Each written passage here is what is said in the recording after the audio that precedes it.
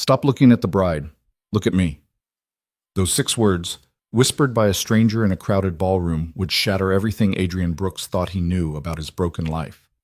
In that single moment, surrounded by champagne glasses and forced laughter, a 30-year-old single father barely scraping by came face to face with Elena Whitmore, a billionaire CEO who saw something in him that no one else could see. What happened next wasn't just a career change. It was a collision between two worlds that should never have touched. This is their story. Before we begin, hit that like button and comment your city below so I can see how far this story travels. Now let's dive in. The Sinclair Hotel ballroom shimmered like something out of a fever dream, all crystal chandeliers and ivory silk, the kind of opulence that made Adrian Brooks acutely aware of every frayed thread in his navy suit. He stood at the periphery of the reception, a shadow among the gleaming crowd, nursing a glass of champagne he hadn't paid for and wouldn't finish. Weddings had become torture chambers for him. Beautiful, elegant torture chambers. Adrian watched the bride, Rebecca something, he'd forgotten her married name already, spin across the marble floor in her $1,000 gown, her face radiant with the kind of joy he remembered feeling once, a lifetime ago. The groom, Marcus Chen, had been Adrian's lab partner in organic chemistry at Northwestern. Smart guy, good guy, the kind of guy who'd made all the right choices and ended up here, in this palace of success, surrounded by people who belonged. Adrian didn't belong. He knew it. They knew it. The difference was they were all too polite to say it out loud. Uncle Adrian. He turned to see Leo's face on his phone screen. His sister had set up a video call so his 5-year-old son could see the fancy party. Leo's gap-toothed grin cut through the pretense like sunlight through fog. "Hey, buddy," Adrian said softly, stepping further into the shadows near the back wall. "You should be asleep. Auntie Sarah said I could say goodnight to you first." "Is it really, really fancy?"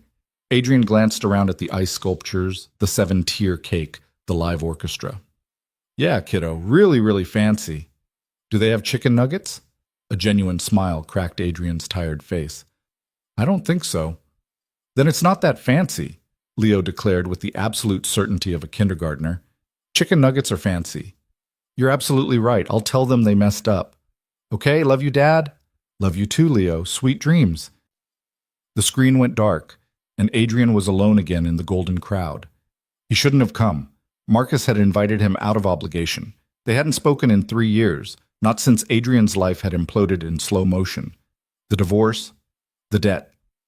The humiliation of moving from a 3-bedroom house in Evanston back to a cramped apartment in Logan Square. Watching his ex-wife, Jennifer, rebuild her life with someone better, while he worked 60-hour weeks just to keep Leo in decent shoes. But Marcus had sent the invitation, and some part of Adrian, the part that still remembered who he used to be, couldn't bring himself to decline. So here he stood, a ghost at the feast, surrounded by investment bankers and tech executives and startup founders, all of them speaking a language of success he no longer understood. "The filet mignon is incredible," someone said nearby, a woman in a dress that probably cost more than Adrian's monthly rent. "Did you hear Marcus is launching that Singapore expansion?" her companion replied. "Brilliant move, absolutely brilliant." Adrian took a small step backward, trying to disappear further into the wallpaper. He'd been doing that a lot lately. Disappearing. At work, he was the guy who fixed problems nobody else noticed. At parent-teacher conferences, he was the single dad who showed up exhausted but always on time. At moments like this, he was the college friend who'd peaked early and faded fast. A cautionary tale in a navy suit that didn't quite fit anymore. The orchestra shifted into something slow and romantic. Adrian recognized it. The same song that had played at his own wedding, back when he'd believed in forever. Jennifer had looked so beautiful that day, hadn't she? Before the arguments about money, before the late-night fights about ambition and sacrifice, before she'd looked at him one morning and said, with devastating calm, "I can't do this anymore, Adrian. I feel like I'm drowning." He'd wanted to tell her that he was drowning too, that he was working himself to the bone trying to give her the life she deserved, that he didn't know how to be enough for anyone anymore, but he just signed the divorce papers instead. "Stop looking at the bride." The voice came from directly beside him, soft, controlled, with an edge of amusement that suggested she'd been watching him for a while.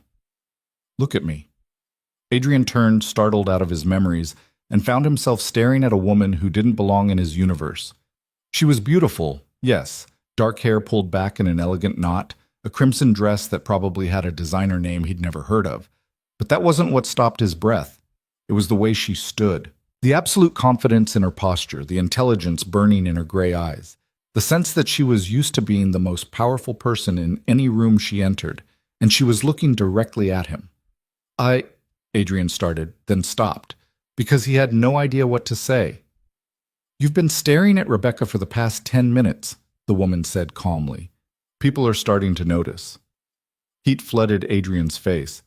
I wasn't staring at her like that. I was just remembering," the woman finished for him. "I know. That's why I'm rescuing you before someone gets the wrong idea and Marcus's groomsmen decide to defend her honor." Adrian glanced around and realized with horror that a few people were watching him with vague suspicion. He must have looked like a creep, standing in the shadows fixating on the bride. "God," he muttered, "I should just leave." "Or," the woman said, "you could get some air with me. There's a terrace through those doors. Much less awkward than slinking away like you robbed the place." She didn't wait for his answer, just started walking toward the French doors that led outside. After a moment of stunned hesitation, Adrian followed. The November air hit him like a slap, cold and sharp, and Chicago brutal. The terrace overlooked Grant Park, the city lights sprawling out like scattered diamonds against the darkness of Lake Michigan. Adrian shoved his hands in his pockets and tried to figure out why this stranger was being kind to him. "Better?" she asked, leaning against the stone railing. "I wasn't staring at her because I wanted her," Adrian said quietly.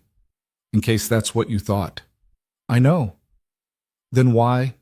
"Because you looked like a man at a funeral pretending it's a party," the woman said simply. "And I know that feeling." Adrian studied her more carefully. Up close he could see the faint shadows under her eyes, the slight tension in her shoulders despite her perfect posture. She looked like someone who carried weight no one else could see.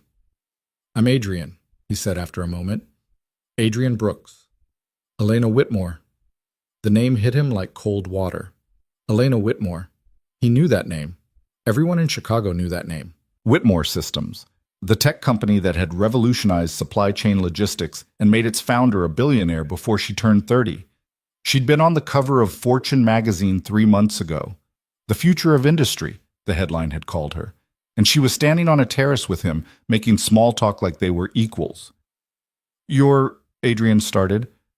"Yes," Elena said, a flicker of something tired crossing her face. "I am. And you're about to get weird, aren't you?" "No," Adrian lied. "Most people do. They either fawn or flee. Which one are you?" Adrian considered this. "Can I pick neither and just stand here quietly panicking?" A genuine smile touched Elena's lips. "That's a refreshing third option." They stood in silence for a moment, the noise of the reception muffled behind them. Adrian's mind raced. Why was Elena Whitmore talking to him? What did she want? Was this some kind of charity thing, like spotting the sad divorced guy and offering pity? "How do you know Marcus?" Elena asked, mercifully breaking the silence. "College. We were in the same chemistry class. You?" "Business school. He consulted for one of my early projects." She glanced back at the ballroom. "He's done well for himself." "Yeah," Adrian said softly. "Some people do." Elena turned to look at him fully. "And you?" "Me?" Adrian laughed, a bitter sound. "I'm the guy who proves that working hard doesn't always mean working smart. I'm really good at my job. Borderline excellent, actually. I just happen to be excellent at a job that doesn't pay well and doesn't go anywhere." "What do you do?" "Operations coordinator for a mid-sized logistics company. Basically, I make sure trucks show up on time and warehouses don't catch fire. Very glamorous." "Logistics is the backbone of modern commerce," Elena said seriously. "Nothing happens without it." "Tell that to my salary." Elena laughed. A real laugh, not the polite social kind. "Fair point. Still, operations is where the real magic happens. Most executives have no idea how their own companies actually function. They're too busy with vision boards and quarterly earnings." Adrian blinked. "You run a logistics tech company and you just insulted executives. Aren't you one?" "Doesn't mean I can't see the truth," Elena said. I started Whitmore Systems because I was tired of watching brilliant operations people get ignored while mediocre MBAs got promoted. The people who actually make things work are invisible until something breaks. That's...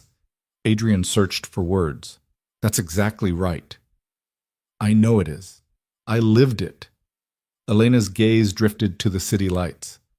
Before I had money, I worked inventory at a distribution center in Indiana. Night shifts. Brutal hours. My manager had a master's degree in supply chain management and made $38,000 a year while the regional VP, who couldn't tell a pallet from a forklift, pulled in $200,000. Adrian stared at her. This woman, this billionaire, had worked warehouse inventory? You're surprised, Elena observed. A little, yeah. Everyone is.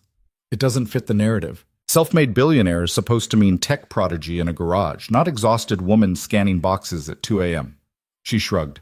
But that's where I learned everything. In the warehouse, watching systems fail, seeing where the inefficiencies were, understanding the gap between what executives thought was happening and what actually happened on the floor.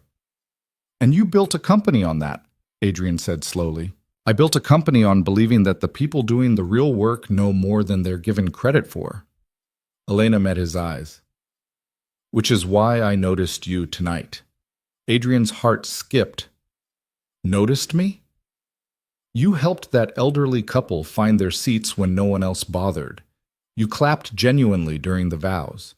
I could tell because you looked happy for them instead of bored. You carry yourself like someone who's used to being useful instead of important. She paused. And you weren't staring at Rebecca because you wanted her. You were staring at her because you remembered what it felt like to believe in something. The accuracy of her observation hit Adrian like a physical blow. His voice caught. How did you... Because I've seen that look before, Elena said softly. Hell, I've worn that look. When you lose something that mattered, a relationship, a dream, a version of yourself you thought was permanent, weddings become mirrors. You're not watching the bride. You're watching the ghost of who you used to be. Adrian's hands tightened on the railing. He should say something. Deflect, make a joke, change the subject. Instead, he told the truth. 5 years ago, I was supposed to be where Marcus is now, Adrian said quietly. Good job, beautiful wife, plans for the future. Then the economy shifted. My company downsized, and suddenly I was working twice as hard for half the money. My wife, Jennifer, she tried to hang on, but I could see it in her eyes. The disappointment. The realization that she'd married potential, not results. Did she leave you for someone else? Eventually, but she left me emotionally long before that. Adrian exhaled slowly. She wanted a partner who could give her stability, security. I wanted to be that person. But wanting something doesn't make it real. And now? Now I have a 5-year-old son who thinks chicken nuggets are fancy, a job that pays just enough to keep us afloat, and a really bad habit of going to weddings and torturing myself with memories. He glanced at her. Your turn. Why are you out here talking to me instead of in there networking with people who could actually help your business? Elena smiled faintly. Because in that room, I'm Elena Whitmore, CEO. Everyone wants something from me. A deal, an investment, a connection. They see the company, not the person. And out here? Out here, you have no idea what I'm worth, and you still treated me like a human being. She tilted her head. That's rare. I definitely know what you're worth now, Adrian said. Forbes said $3.2 billion. 3.4, actually. The article was outdated. Oh well, my mistake. Only $3.2 billion. Practically broke. Elena laughed again, and Adrian felt something shift in his chest, something that had been frozen for years starting to thaw. They talked for another hour on that terrace. Not about business or money or success, about small things, stupid things. Chicago deep dish pizza versus New York style, the best route to avoid Lakeshore Drive traffic.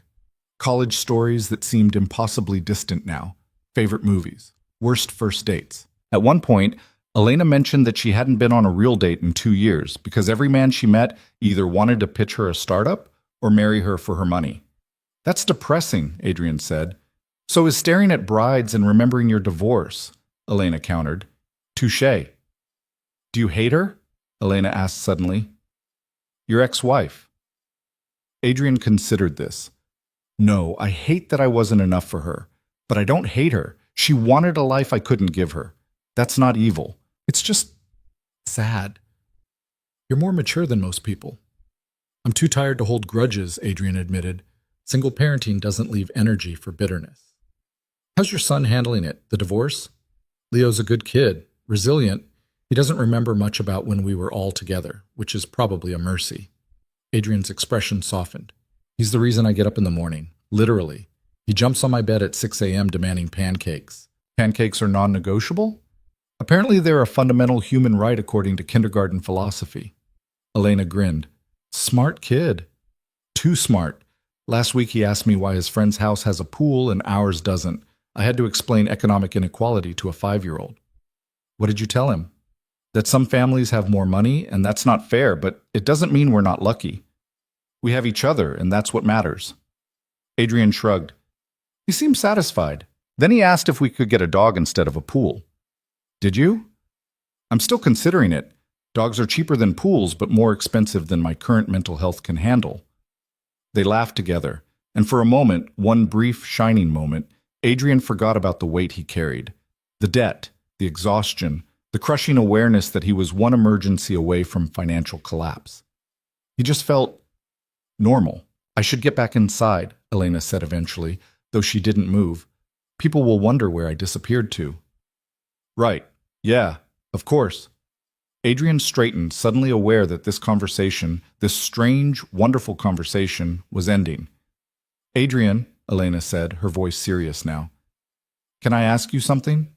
Sure. Are you happy with your job? The question caught him off guard. Happy? I don't know if happiness is the right metric. It pays the bills, mostly, and I'm good at it. That's not what I asked. Adrian met her eyes. No, he said quietly. I'm not happy. But happiness feels like a luxury I can't afford right now. I'm focused on survival. Elena nodded slowly, as if he'd confirmed something she already suspected. Thank you for being honest. Why did you ask? Because I think you're the kind of person who's too talented to be invisible and too proud to admit it. She pulled a business card from her clutch. Actual paper, elegant and simple. If you ever want to talk about opportunities that might actually value what you're worth, call me. Adrian took the card, feeling its weight. Elena Whitmore, says CEO, Whitmore Systems. A direct number was handwritten on the back. He started. I'm not looking for charity. Good, Elena said firmly. Because I don't do charity. I do business. And I have an instinct for people who are capable of more than they're currently doing. She held his gaze. You helped an elderly couple find seats at a wedding where you barely know anyone. You spoke honestly about your failures instead of hiding behind ego. You love your son more than you care about impressing strangers. Those aren't small things, Adrian. Those are the foundation of real character. Adrian's throat tightened. You got all that from watching me for an hour? I got that from watching you for 10 minutes. The hour just confirmed it. Elena's smile was soft now, almost vulnerable. Call me if you want. Or don't. Either way, it was nice to meet someone real tonight.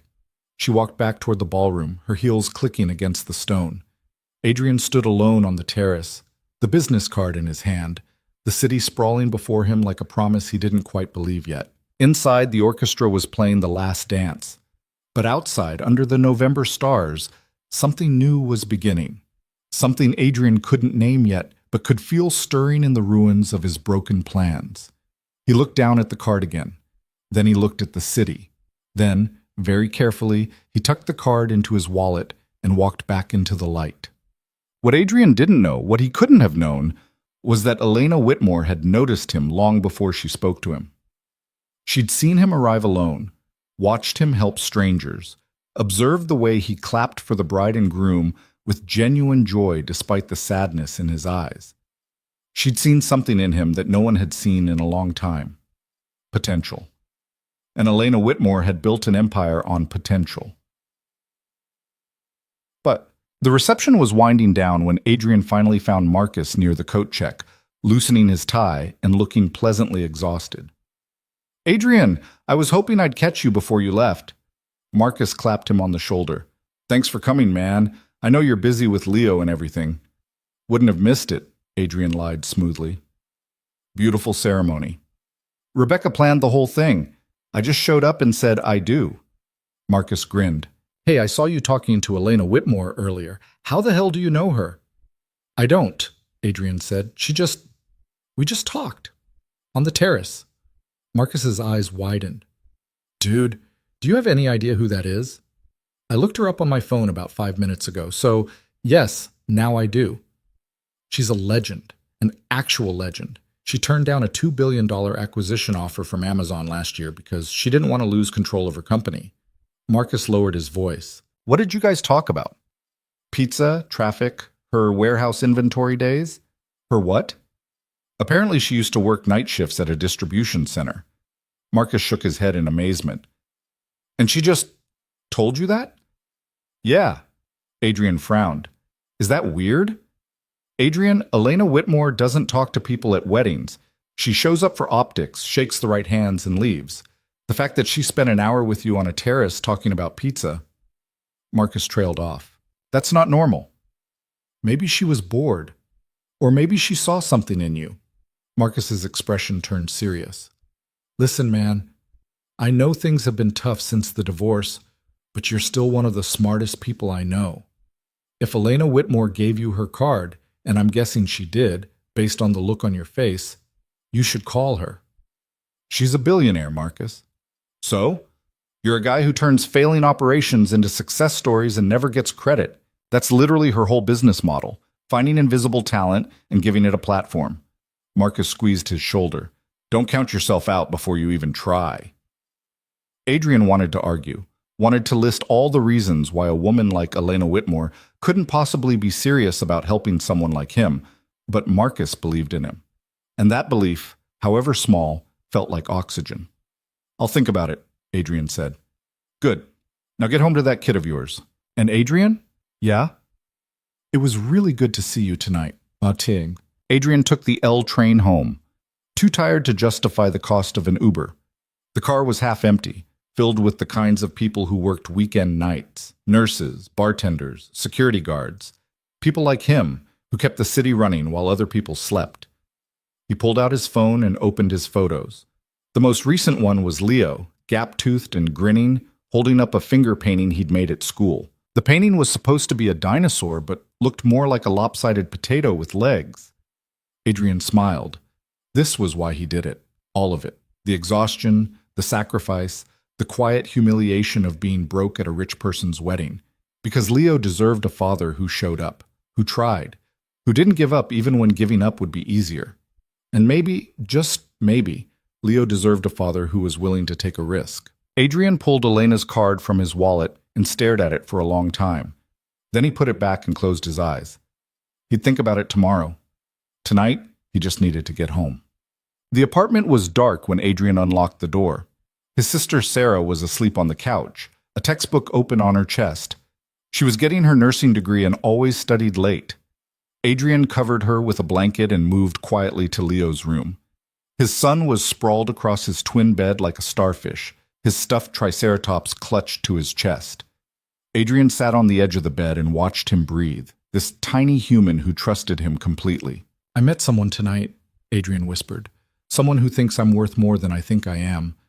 I don't know if she's right, but maybe I should find out. Leo shifted in his sleep, mumbling something about chicken nuggets. Adrian smiled, kissed his forehead, and stood to leave. But at the doorway, he paused. On Leo's desk, next to the dinosaur drawings and scattered crayons, was a piece of construction paper with stick figures drawn in marker. 2 figures, one tall, one small, holding hands under a crooked sun. The tall figure had a cape.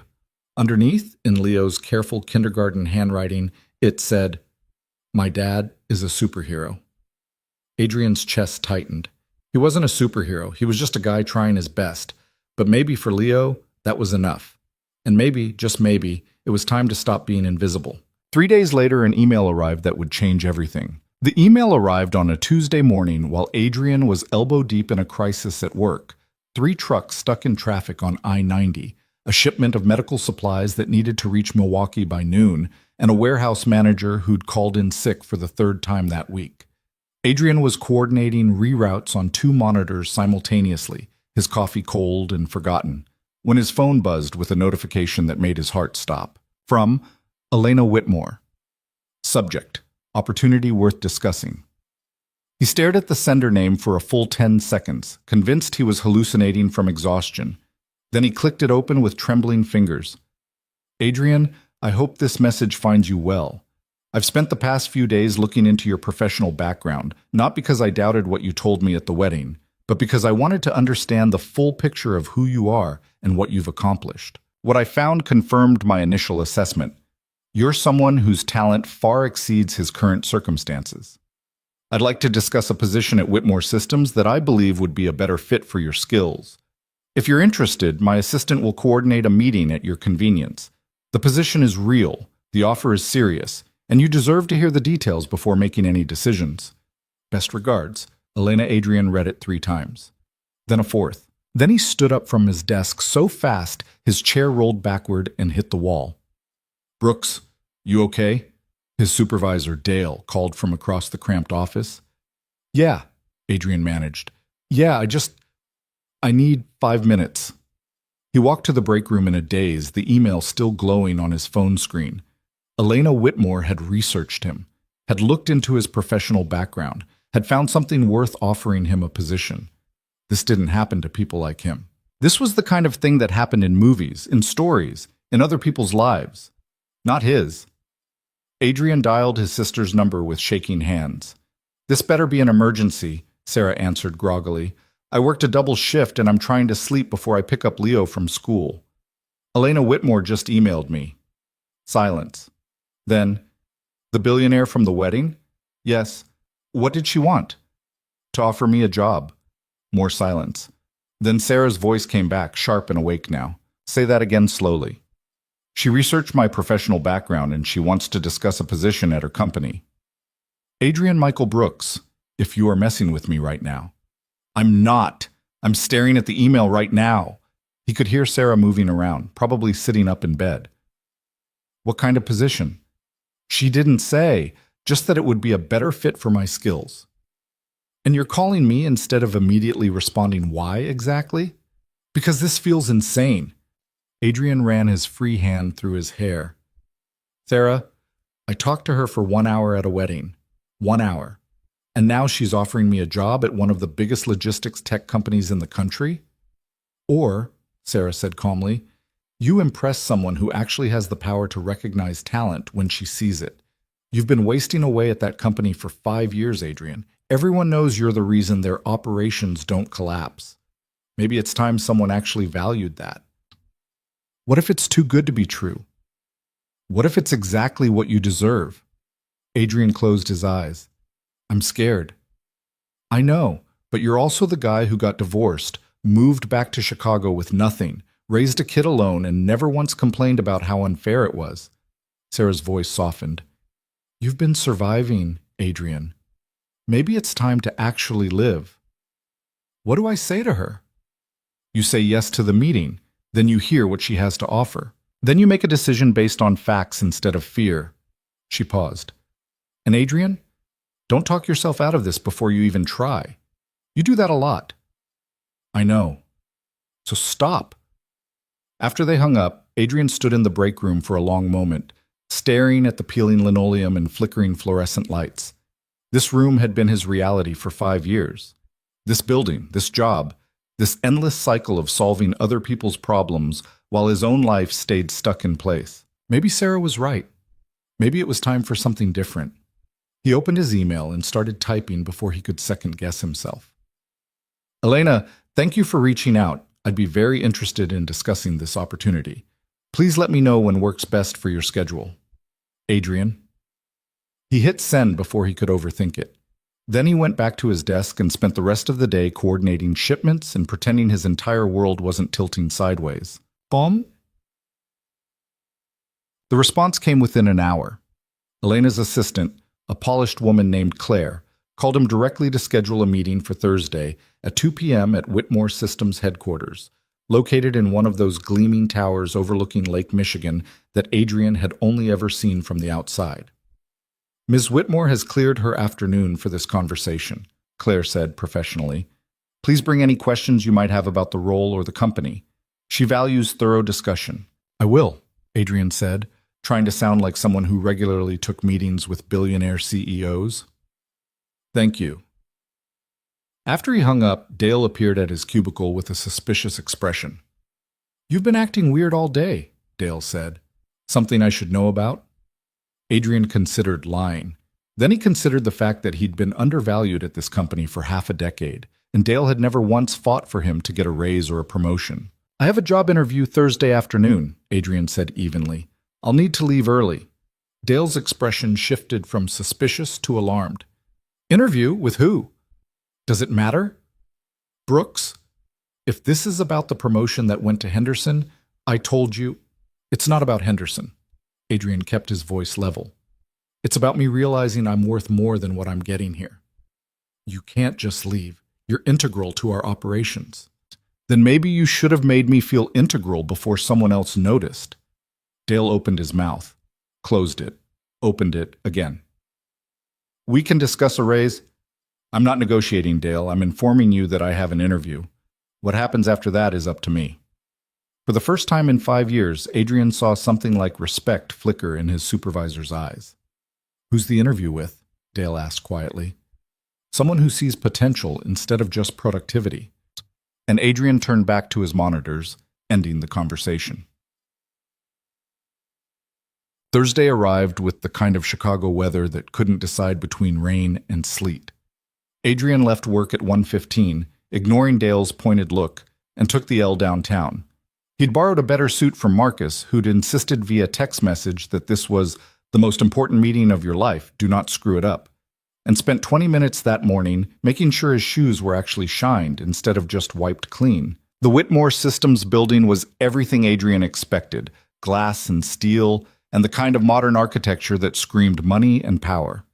He announced himself to the receptionist, who smiled pleasantly and directed him to the 42nd floor. The elevator ride felt like ascending into another dimension.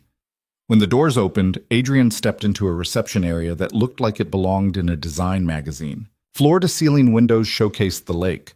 The art on the walls was probably worth more than his annual salary, and the furniture looked like it had been crafted by Scandinavian minimalist wizards. Mr. Brooks? He turned to find Claire, mid-40s, perfectly professional, smiling at him. Ms. Whitmore is ready for you. Follow me, please. They walked through an open-plan office where people worked at standing desks with multiple monitors, the energy focused but not frantic. Adrian noticed the details. The employee lounge with a full kitchen, the collaboration spaces with whiteboards covered in diagrams, the casual dress code that suggested comfort over corporate theater. This wasn't just an office. It was a place where people actually wanted to work. Claire stopped at a corner office with glass walls that could be frosted for privacy. Inside, Elena Whitmore stood at her desk, reviewing something on her tablet. She looked up as they approached and smiled. Not the polite CEO smile from the wedding, but something warmer. Adrian, thank you for coming. She gestured to the sitting area by the window. Please, have a seat. Claire, we're good. Hold my calls.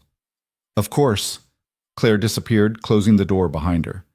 Adrian sat in a chair that probably cost more than his couch, and tried not to look as nervous as he felt. Elena settled across from him, her expression open and attentive. First, she said, thank you for being willing to have this conversation. I know it must feel strange. That's an understatement, Adrian admitted. Good. If you'd walked in here acting like this was normal, I'd have questioned my judgment. Elena leaned forward slightly. I meant what I said in my email, Adrian. I researched your background, and what I found was remarkable. I coordinate logistics for a mid-sized company. That's not exactly remarkable. Let me tell you what I found. Elena picked up a folder from the side table. 3 years ago, your company was hemorrhaging money due to inefficient routing and warehouse placement. You identified the problem, proposed a restructuring plan, and implemented changes that saved the company approximately $4 million annually. Adrian blinked. How did you? I made some calls, spoke to people who know people. Elena's eyes were sharp now. You didn't get a promotion for that work. You didn't even get a raise. Your supervisor took credit for the improvements in his quarterly report. Heat flooded Adrian's face, part embarrassment, part anger. That's just how it works sometimes. It's how it works when talented people let themselves be exploited. Elena's tone wasn't harsh, just honest. 2 years ago, you prevented a major contract loss by personally coordinating an emergency reroute during that blizzard. You worked 72 hours straight to make sure medical supplies reached 3 hospitals. Again, no recognition, no compensation. I was doing my job. You were doing 3 people's jobs, and you were doing them brilliantly. Elena set the folder aside. Adrian, I've built my career on finding people who are capable of extraordinary things but stuck in ordinary circumstances. You are exactly that person. What do you want from me? Adrian asked quietly.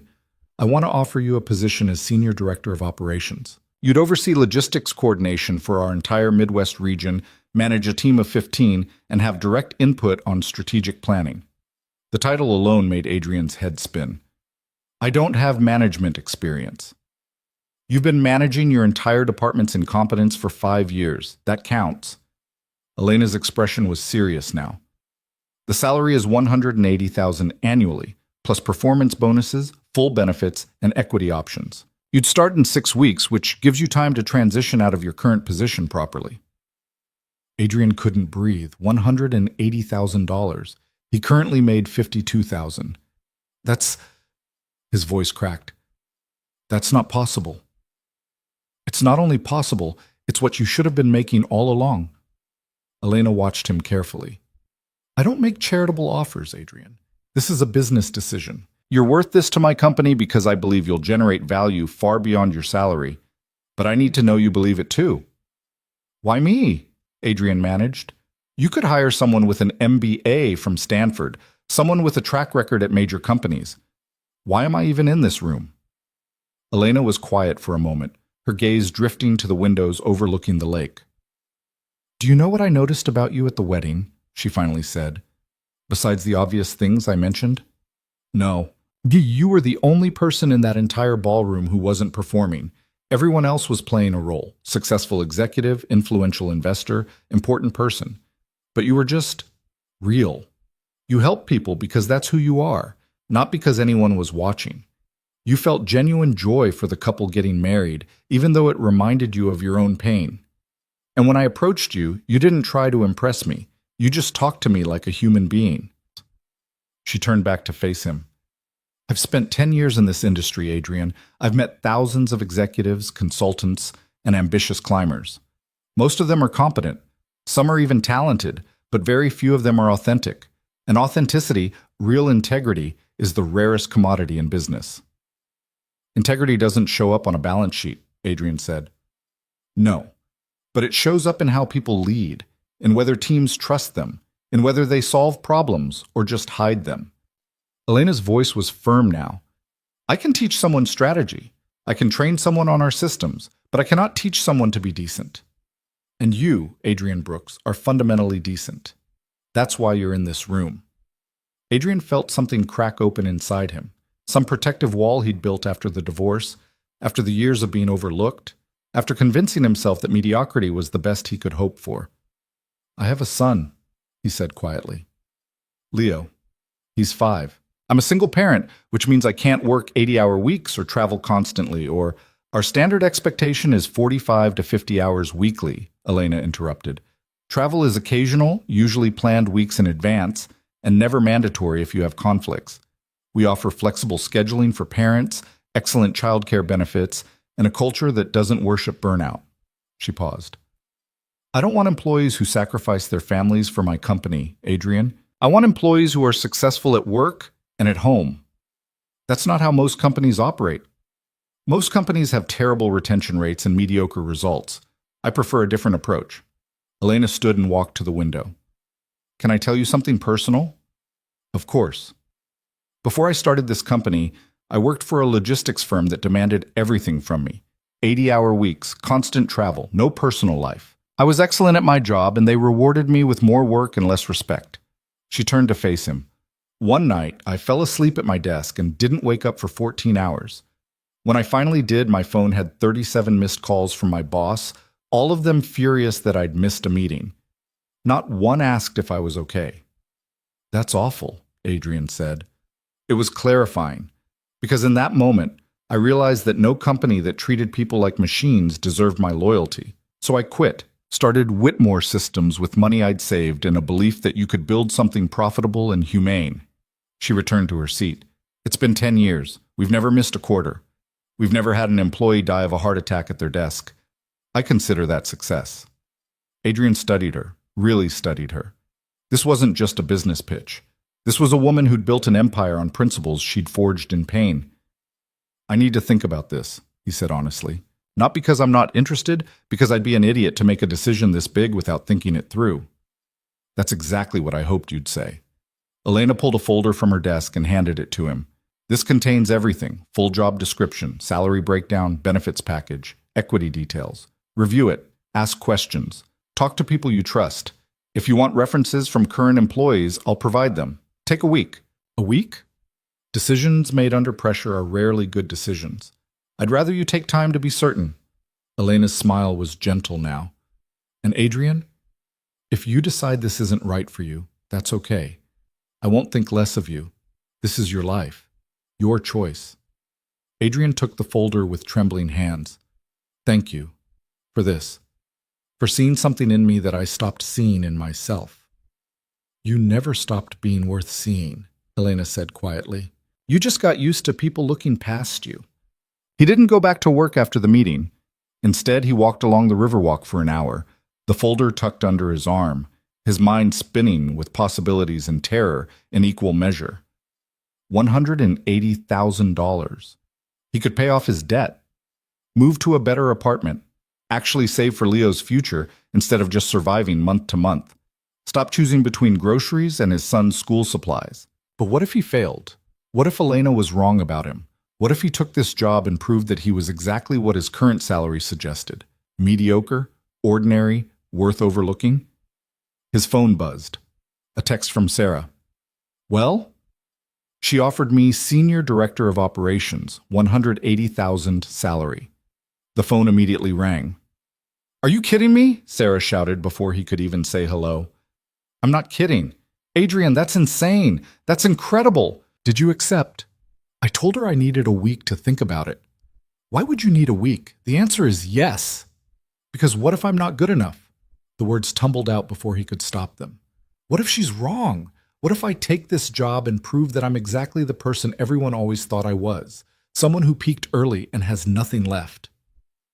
Sarah was quiet for a long moment. Adrian, she finally said, her voice gentle now. Do you remember what happened when Leo was born? What does that have to do with... Just answer the question. Adrian sighed. Jennifer had complications. Preeclampsia. The doctors were worried. I stayed at the hospital for 3 days straight, coordinating with nurses, making sure she had everything she needed, handling all the logistics while she recovered. And when Leo finally came home, Sarah continued, you were terrified you'd be a terrible father. You said you didn't know how to do any of it, that you'd probably break him somehow. I remember. And what actually happened? Adrian smiled despite himself. I figured it out. You didn't just figure it out. You became an incredible father. You learned every single thing you needed to learn because Leo needed you to. Sarah's voice was firm now. You've been underestimating yourself your entire life, Adrian. But the people who actually pay attention, me, Leo, Marcus, and now Elena Whitmore, we see who you really are. Maybe it's time you saw it too. After they hung up, Adrian stood on the Riverwalk watching boats cut through the gray water and thought about courage. Not the loud kind, not the kind that came with fanfare and applause. The quiet kind. The kind that meant looking at an opportunity that terrified you and saying yes anyway. The kind that meant believing you might be worth more than you'd been taught to accept. He pulled out his phone and opened his photos. Leo's gap-toothed grin stared back at him from the screen. Pure trust, pure love, pure belief that his dad could do anything. My dad is a superhero. Adrian took a deep breath. Then he opened his email and started typing. 5 days later, Adrian walked into Dale's office and submitted his 2 weeks' notice. You're making a mistake, Dale said, though his expression suggested he knew it was a lie. Maybe, Adrian replied, but it's my mistake to make. On his last day, his coworkers threw him a small goodbye party in the break room. Grocery store cake and warm soda, the kind of celebration that felt both touching and sad. They'd worked together for years, solved countless problems together, but Adrian realized with sharp clarity that he'd never really known most of them beyond surface level. He'd been invisible even to the people who saw him every day. "Where are you going?" someone asked. "Whitmore Systems." A ripple of recognition went through the room. Everyone knew that name. "Seriously?" Henderson, the guy who'd gotten the promotion that should have been Adrian's, stared at him. "How'd you land that?" "Turns out I'm better at my job than anyone here gave me credit for," Adrian said mildly. Henderson flushed red, and Adrian felt a small, petty satisfaction. Later, as he packed up his desk, 5 years condensed into a single cardboard box, Dale appeared one last time. "I underestimated you," Dale said quietly. "For what it's worth, I'm sorry." Adrian looked at him. "You know what's worse than being underestimated?" "What?" "Getting used to it." He picked up his box and walked out of the building for the last time, into the autumn sunshine that felt like the beginning of something he couldn't quite name yet. Hope, maybe, or possibility, or just the simple courage to believe he deserved better than he'd been willing to accept. The night before his first day at Whitmore Systems, Adrian couldn't sleep. He lay in bed staring at the ceiling, his mind racing through every possible way he could fail, every reason Elena might realize she'd made a mistake. At 2 a.m., he got up and made tea, standing in the kitchen of the apartment he'd soon be able to afford to leave. His phone buzzed. A text from an unknown number. "Can't sleep?" Adrian stared at it, confused. Then another text came through. "It's Elena. I gave you my personal number in the welcome packet. You probably didn't notice." He scrambled to respond. "How did you know I was awake?" "Because I couldn't sleep before my first real day running this company either.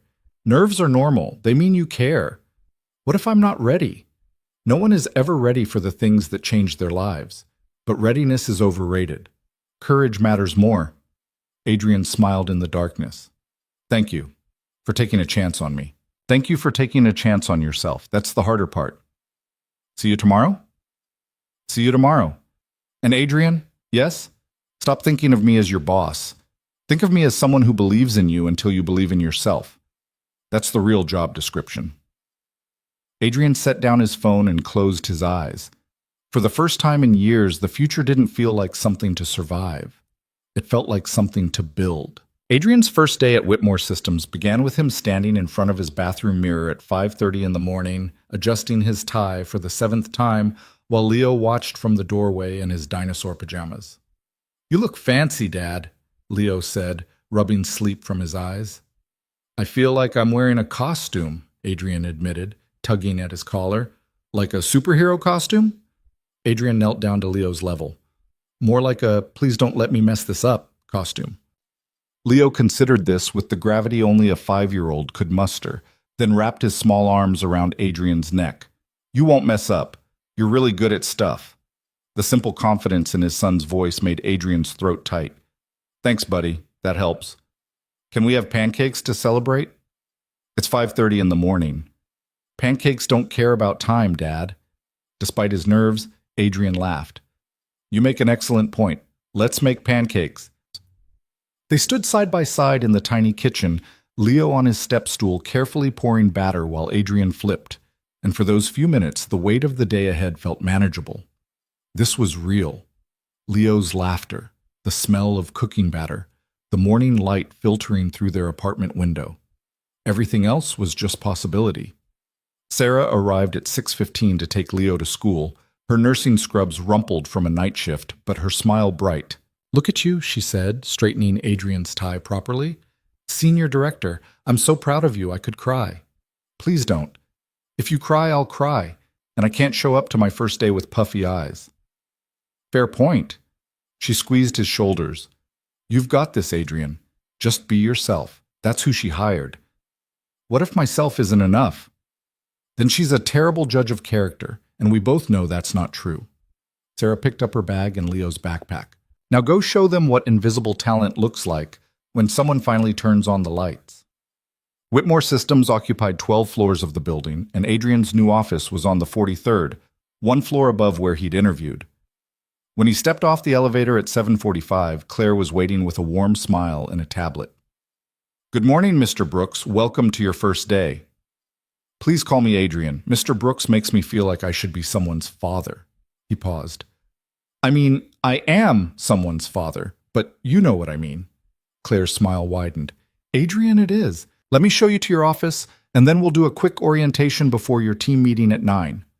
His office wasn't the corner suite Elena occupied, but it was 3 times the size of his cubicle at his old job, with windows overlooking the lake and furniture that looked like it belonged in a design catalog. A nameplate sat on the desk. Adrian Brooks, Senior Director of Operations. He touched it carefully, as if it might disappear. "Whitmore wanted you to have space that reflects your position," Claire said, noticing his expression. "She believes environment affects performance." "It's incredible," Adrian said quietly. "I've never had an office before." "Well, now you do. And there's a team of 15 people downstairs who are very curious about the man who was personally recruited by the CEO. Claire handed him the tablet. "Your schedule is here. Team introductions at 9, systems training at 10:30, lunch with Ms. Whitmore at noon, and departmental overview at 2. Tomorrow, we'll dive into current projects." "Lunch with Elena?" Adrian's voice cracked slightly. "She makes a point of having lunch with new senior hires on their first day. She says it sets the tone." Claire paused. "Between you and me, she doesn't do this for everyone. You're already being watched with significant interest." "That's not terrifying at all," Claire laughed. "You'll be fine. Just remember, half of the executives in this building started somewhere else, feeling exactly how you feel right now. The difference is they stopped doubting themselves long enough to succeed." The team meeting was held in a conference room with floor-to-ceiling windows and enough technology to run a small country. Adrian's 15 direct reports filed in, a mix of ages, backgrounds, and expressions ranging from curious to skeptical. Adrian stood at the head of the table, his hands only slightly trembling. "Good morning," he began. "I'm Adrian Brooks, and I know you're all wondering who I am and why I'm here instead of someone with an MBA from Harvard or 10 years at Amazon." A few people shifted in their seats. One woman, mid-30s, sharp eyes, leaned back with crossed arms. "The honest answer is, I don't entirely know why I'm here either," Adrian continued. "What I do know is that I've spent the last 5 years coordinating logistics for a company that never recognized my work, solving problems nobody thanked me for, and watching incompetent people get promoted while I stayed invisible." The sharp-eyed woman's expression shifted slightly, still guarded, but listening now. "Elena Whitmore saw something in me that I'd stopped seeing in myself. She took a chance on someone without fancy credentials or a powerful network, and I intend to prove that instinct right." Adrian met each person's eyes. "I don't know all your systems yet. I don't know your internal politics or your unwritten rules. But I know operations, I know problem solving, and I know how to make things work better than they did before." He paused, letting the words settle. "I'm not here to impress you with my resume. I'm here to work with you to make this department even better than it already is. So I have one question. Are you willing to give me a chance to earn your respect?" Silence hung in the room for a long moment. Then a younger man, maybe 25, with trendy glasses, spoke up. "What was your biggest operational failure?" Adrian didn't hesitate. 3 years ago, I misread a weather forecast and rerouted trucks directly into a blizzard. It cost my company $80,000 and delayed critical shipments by 2 days. I spent 72 hours straight fixing the mess I created, and I've never made that mistake again." "You admitted fault publicly?" the sharp-eyed woman asked. "Of course. My team couldn't learn from the mistake if I pretended it didn't happen." She uncrossed her arms. "I'm Jennifer Chen, Senior Logistics Coordinator. I've been here 6 years, and I've watched 3 directors come through this role. 2 of them blamed their teams for every failure and took credit for every success." "I'm not interested in blame," Adrian said. "I'm interested in solutions." Jennifer studied him for another moment, then nodded slowly. "Okay, I'll give you a chance, but I'm watching. I'd expect nothing less." The rest of the meeting went smoother after that. His team walked him through current projects, a routing optimization initiative, a warehouse efficiency study, several client implementations in various stages. Adrian took notes, asked questions, and felt the old familiar rhythm of operational thinking kick in. This was what he was good at: finding the gaps, seeing the patterns, understanding how the pieces fit together. By the time the meeting ended, he'd earned cautious respect from most of the team and outright skepticism from two. Jennifer Chen had offered to walk him through the database systems personally, which felt like a small victory. "You handled that well," Claire said when he returned to his office. "Jennifer doesn't warm up to people easily." "She reminds me of myself," Adrian said. "Competent, undervalued, and tired of incompetent leadership." "That's perceptive. It's survival. You learn to recognize your own kind." Lunch with Elena happened in a private dining room on the executive floor, less formal than Adrian expected, with sandwiches from a local deli and bottled water instead of champagne and caviar. "I hate corporate lunch theater," Elena said, gesturing for him to sit. "All that performance around food nobody actually wants to eat." This felt more honest. "It's perfect," Adrian said, and meant it. They ate in comfortable silence for a few minutes before Elena spoke again. "How was your morning?" "Intense. Jennifer Chen is either going to be my strongest ally or my biggest challenge." "She'll be both," Elena said with a slight smile. "Jennifer is brilliant and knows it.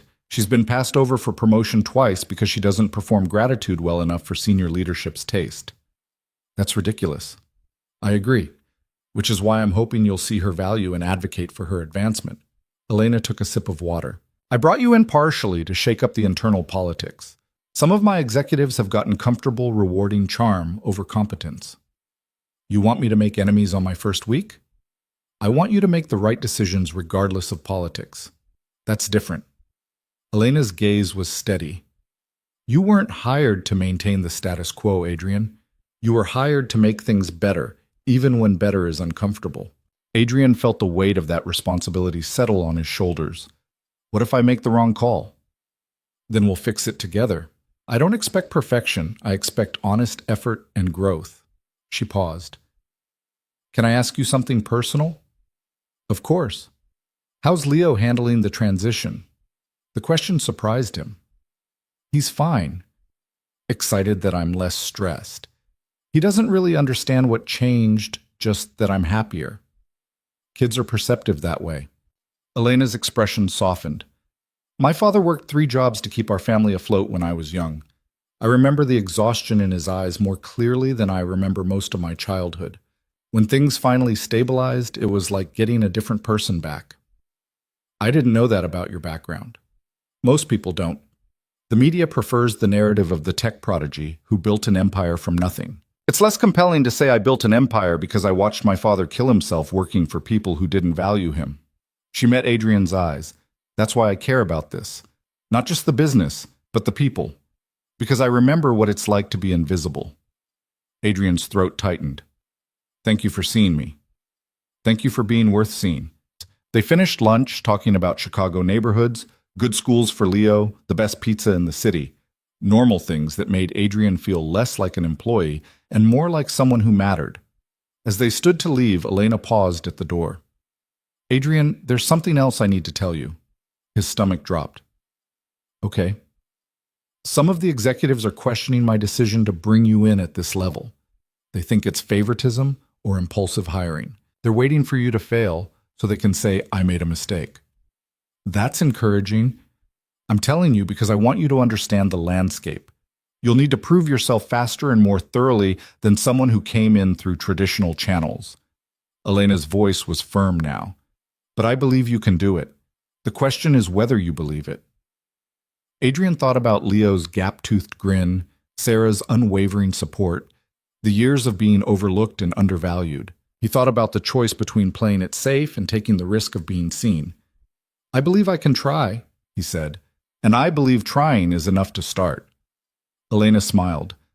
"Then let's see what happens when invisible talent finally gets a spotlight." The first month was brutal. Not because the work was harder than Adrian expected, it was exactly as complex and demanding as he'd anticipated. But because every decision he made was scrutinized, every meeting analyzed, every small mistake magnified by people looking for proof that Elena had made a hiring error. He restructured the routing protocols for the Midwest region and saved the company $90,000 in the first 2 weeks. 3 executives questioned whether the savings were real or just accounting tricks. He identified a major inefficiency in warehouse staffing that was costing them productivity. Two department heads accused him of overstepping his authority. He worked 60-hour weeks trying to prove his worth, coming home exhausted to Leo's questions about why Daddy was always tired now. "I thought the new job was supposed to be better," Leo said one night, his small face worried. Adrian pulled him into a hug. "It is better, buddy. I'm just working really hard to show everyone I deserve to be there." "But Ms. Elena already knows you deserve it. She picked you." The simple logic of a 5-year-old cut through Adrian's anxiety like a knife. "You're right," Adrian said quietly. "She did pick me. Maybe I should trust that." That conversation changed something. Adrian stopped trying to prove himself to people who'd already decided to doubt him.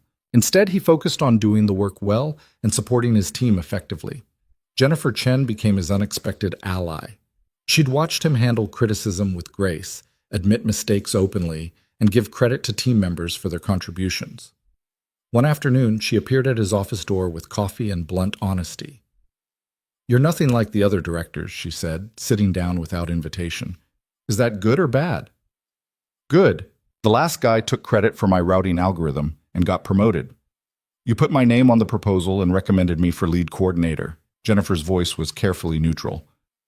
"Why?" "Because you did the work," Adrian said simply. "Why would I take credit for something you created?" "Because that's how corporate advancement works. You leverage other people's success. Then corporate advancement is broken." Adrian met her eyes. "I'm not interested in climbing over people, Jennifer. I'm interested in building something that works. And I can't do that without people like you feeling valued." She stared at him for a long moment. "You're either the most decent person I've met in this industry, or you're playing a very long game." "Why can't it be both?" Jennifer laughed, the first genuine laugh he'd heard from her. "Okay, I'm in. Whatever you're building here, I want to be part of it. Well, even though some executives think I'm going to fail spectacularly, especially because of that, watching you succeed will be the most satisfying thing I've seen in years." 6 weeks into the job, Adrian was called into an executive meeting he hadn't been warned about. He walked into the conference room to find Elena at the head of the table, flanked by 5 senior executives, all men in expensive suits with expressions ranging from neutral to hostile. "Adrian, thank you for joining us," Elena said calmly. "We're reviewing quarterly performance metrics. I thought you should be here since operations is a significant focus." Adrian sat in the only empty chair, his instincts screaming that this was a setup. A man with silver hair and a Rolex that probably cost more than Adrian's car spoke first. "We've been reviewing the operational changes implemented since Mr. Brooks joined the company. While some metrics show improvement, others raise concerns about long-term sustainability." "Which metrics specifically?" Adrian asked evenly. "The routing restructure shows cost savings, but we're seeing increased complexity in implementation. Some of our partners are struggling with the new protocols." "That's accurate," Adrian acknowledged. "Change always involves a learning curve. But the data shows that after the initial 2-week adjustment, partner compliance improved by 38% and error rates dropped by 22%. Another executive, younger, with the kind of confidence that came from inherited wealth, leaned forward. "The question isn't whether there's improvement. It's whether the improvement justifies the disruption of bringing in someone with limited corporate experience at this level." There it was, the real agenda. "Let me be clear," Adrian said, his voice steady despite the adrenaline flooding his system. "You're not questioning the metrics. You're questioning whether I deserve to be in this room." "That's not what I said. It's what you meant." Adrian looked at each executive in turn. "I've spent 6 weeks proving my competence through results. I've saved this company over $200,000, improved efficiency across 3 departments, and built stronger relationships with partners than existed before. But none of that matters to you because I don't have the right pedigree." The silver-haired executive's face reddened. "Young man, you're out of line." "No, Robert, he's exactly on line," Elena interrupted, her voice cutting through the tension like steel. "Which is why I brought him into this meeting. I wanted Adrian to see exactly what I deal with from leadership that values credentials over results." The room went silent. Elena stood, her presence commanding every inch of space. "Adrian has delivered more measurable value in 6 weeks than some of you have delivered in 6 months. But instead of acknowledging that, you're questioning my judgment in hiring him. She placed her hands on the table, leaning forward. Let me make something absolutely clear. I don't answer to you about hiring decisions. You answer to me about departmental performance. And if you spend more energy undermining my choices than doing your own jobs, we'll need to have a very different conversation about who belongs in this room. The hostile executive opened his mouth, then closed it. Are we clear? Elena asked. Reluctant nods around the table. Good. This meeting is over. Elena gathered her tablet. Adrian, stay behind, please.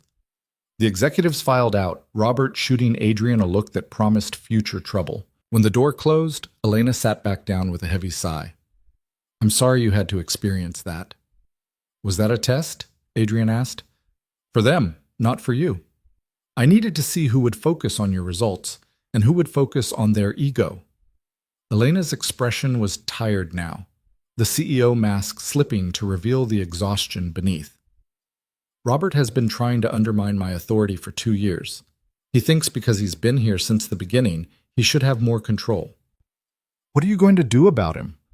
Watch him carefully, document everything, and when he inevitably crosses a line I can't ignore, I'll remove him. She looked at Adrian. How are you holding up? Honestly, I'm exhausted. Not from the work, from the politics. I know, and I'm sorry I brought you into this environment without fully preparing you for how hostile some people would be. Elena's voice softened. You can walk away, Adrian. If this isn't what you signed up for, I'll understand.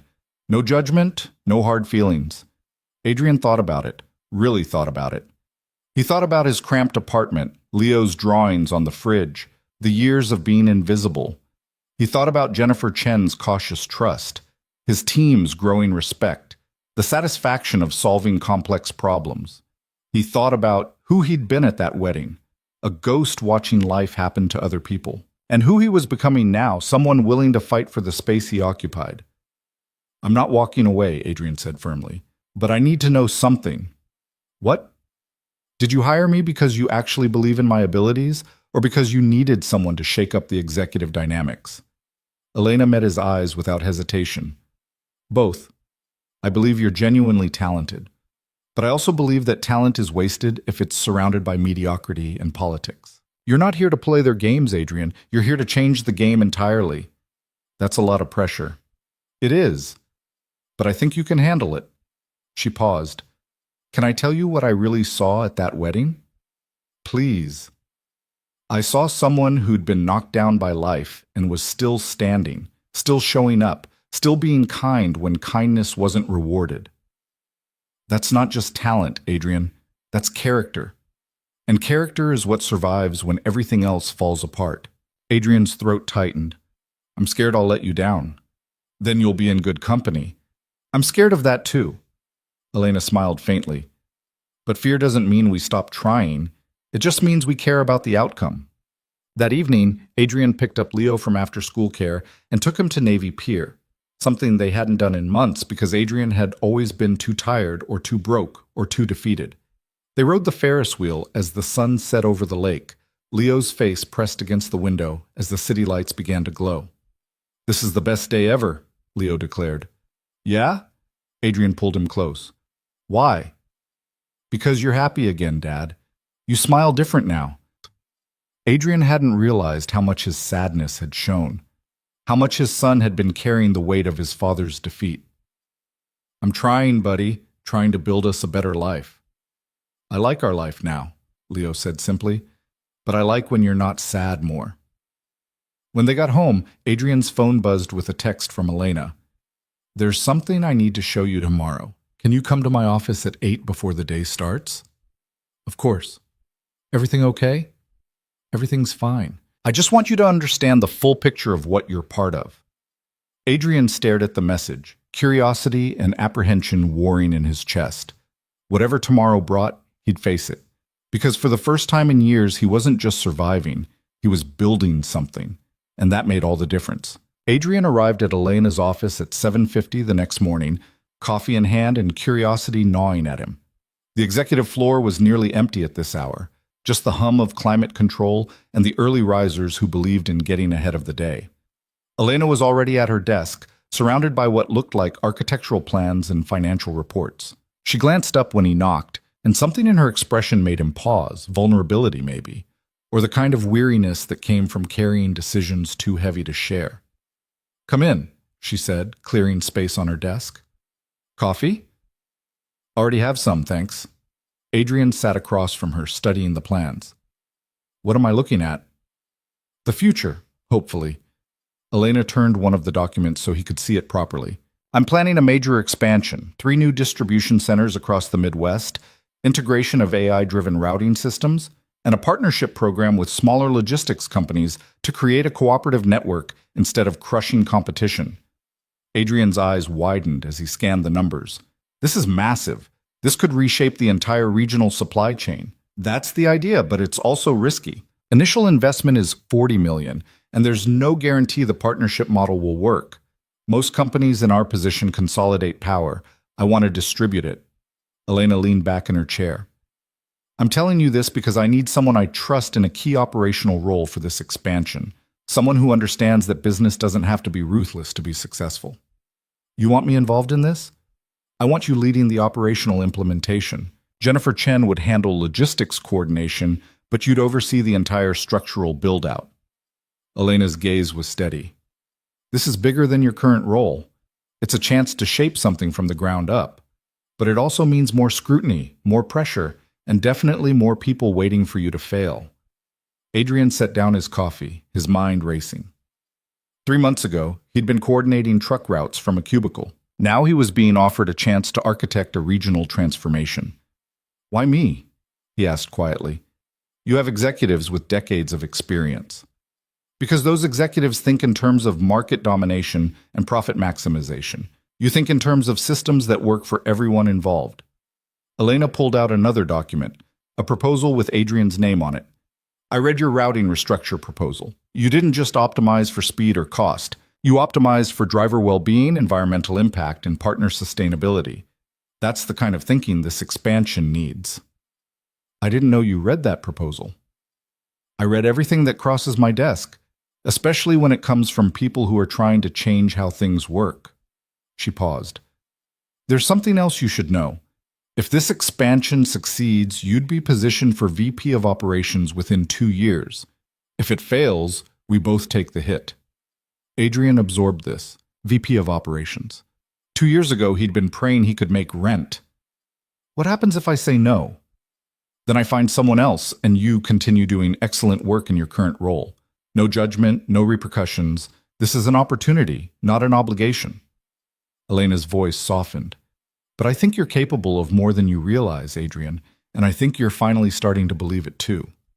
He thought about Leo's art exhibition happening next week at his school. He'd promised to be there, promised that the new job wouldn't mean missing the important moments. This expansion would demand everything he had. "Can I think about it?" Adrian asked. "Of course. Take a week. Talk to people you trust. Run the numbers yourself. I'll have Claire send you the full financial projections." Elena stood and walked to the window overlooking the lake. "Just know that I wouldn't be offering this if I didn't genuinely believe you could do it. I don't gamble with $40 million on people I'm not certain about." That's simultaneously reassuring and terrifying. Elena smiled. "Welcome to leadership. It never stops feeling like that." Adrian spent the next 3 days buried in financial models, operational projections, and conversations with Jennifer Chen about the feasibility of the expansion timeline. The more he studied it, the more brilliant and risky it became. Elena wasn't just planning a business expansion, she was trying to prove that capitalism could be cooperative instead of predatory. "This is either genius or commercial suicide," Jennifer said, reviewing the partnership structure. "You're essentially helping potential competitors get stronger, or creating a network where everyone succeeds together instead of fighting over scraps," Adrian countered. "What if the competition model is the problem?" Jennifer looked at him with something like wonder. "You really believe that?" "I've been competing my whole life and it got me nowhere. Maybe cooperation is worth trying." On Thursday evening, Adrian left work early for the first time since starting at Whitmore Systems. He'd promised Leo he'd be at the school art exhibition, and he wasn't going to break that promise. Not for expansion plans, not for executive politics, not for anything. The elementary school gym was decorated with colorful paper chains and student artwork covering every available wall. Parents milled around with cheap wine and cookies, their phones out to capture their children's masterpieces. Adrian spotted Leo immediately, standing proudly beside a painting of what appeared to be a family of dinosaurs having a picnic. "Dad!" Leo ran over and grabbed his hand. "You came! I didn't think you'd come because of your important job." The words hit Adrian like a punch to the chest. His son had doubted he'd show up. "Buddy, I will always come to things like this. The job is important, but you're more important." "Really?" "Really. Now show me this masterpiece." Leo dragged him over to the painting, explaining in elaborate detail the story behind each dinosaur, their names, their favorite foods, their jobs. The largest dinosaur, wearing what looked like a tie made of green paint, was labeled "My Dad" in shaky letters. "That's me?" Adrian asked, his throat tight. "Yeah, you're a Brachiosaurus because they're really tall and strong, and they protect their families." Adrian knelt down and pulled Leo into a fierce hug, not caring that he was wrinkling his work suit or that other parents were watching. His son saw him as strong, as a protector. Despite everything Adrian thought he'd failed at, Leo still believed in him. "I love it, Leo. It's the best painting I've ever seen." "Better than the art at your fancy office?" "A million times better." They were standing there, admiring the dinosaur family, when Adrian heard a familiar voice behind him. "The perspective onto the clouds is particularly impressive." He turned to find Elena Whitmore standing in the elementary school gym, looking entirely out of place in a tailored blazer among the crowd of parents in casual wear.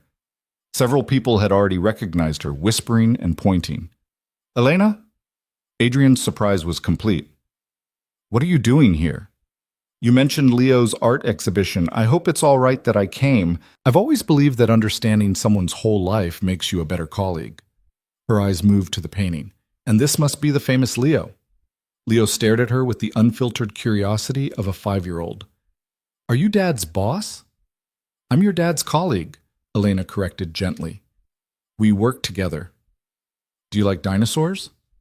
"I think they're fascinating, especially Brachiosauruses."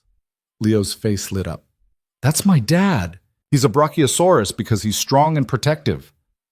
Elena glanced at Adrian, and something shifted in her expression. Something warm and genuine that had nothing to do with business or professional respect. "That's a very accurate assessment," she said quietly.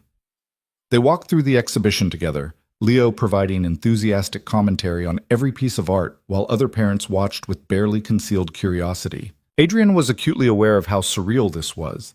A billionaire CEO spending her Thursday evening in an elementary school gym, genuinely listening to a 5-year-old explain why his friend's painting of a robot was scientifically inaccurate. "Robots don't have hearts," Leo explained seriously. "They have circuits. Everybody knows that." "Some people would argue that's what makes them interesting," Elena said. "They can be caring and helpful without having a heart. That means they choose to be good." Leo considered this with the gravity of a philosopher.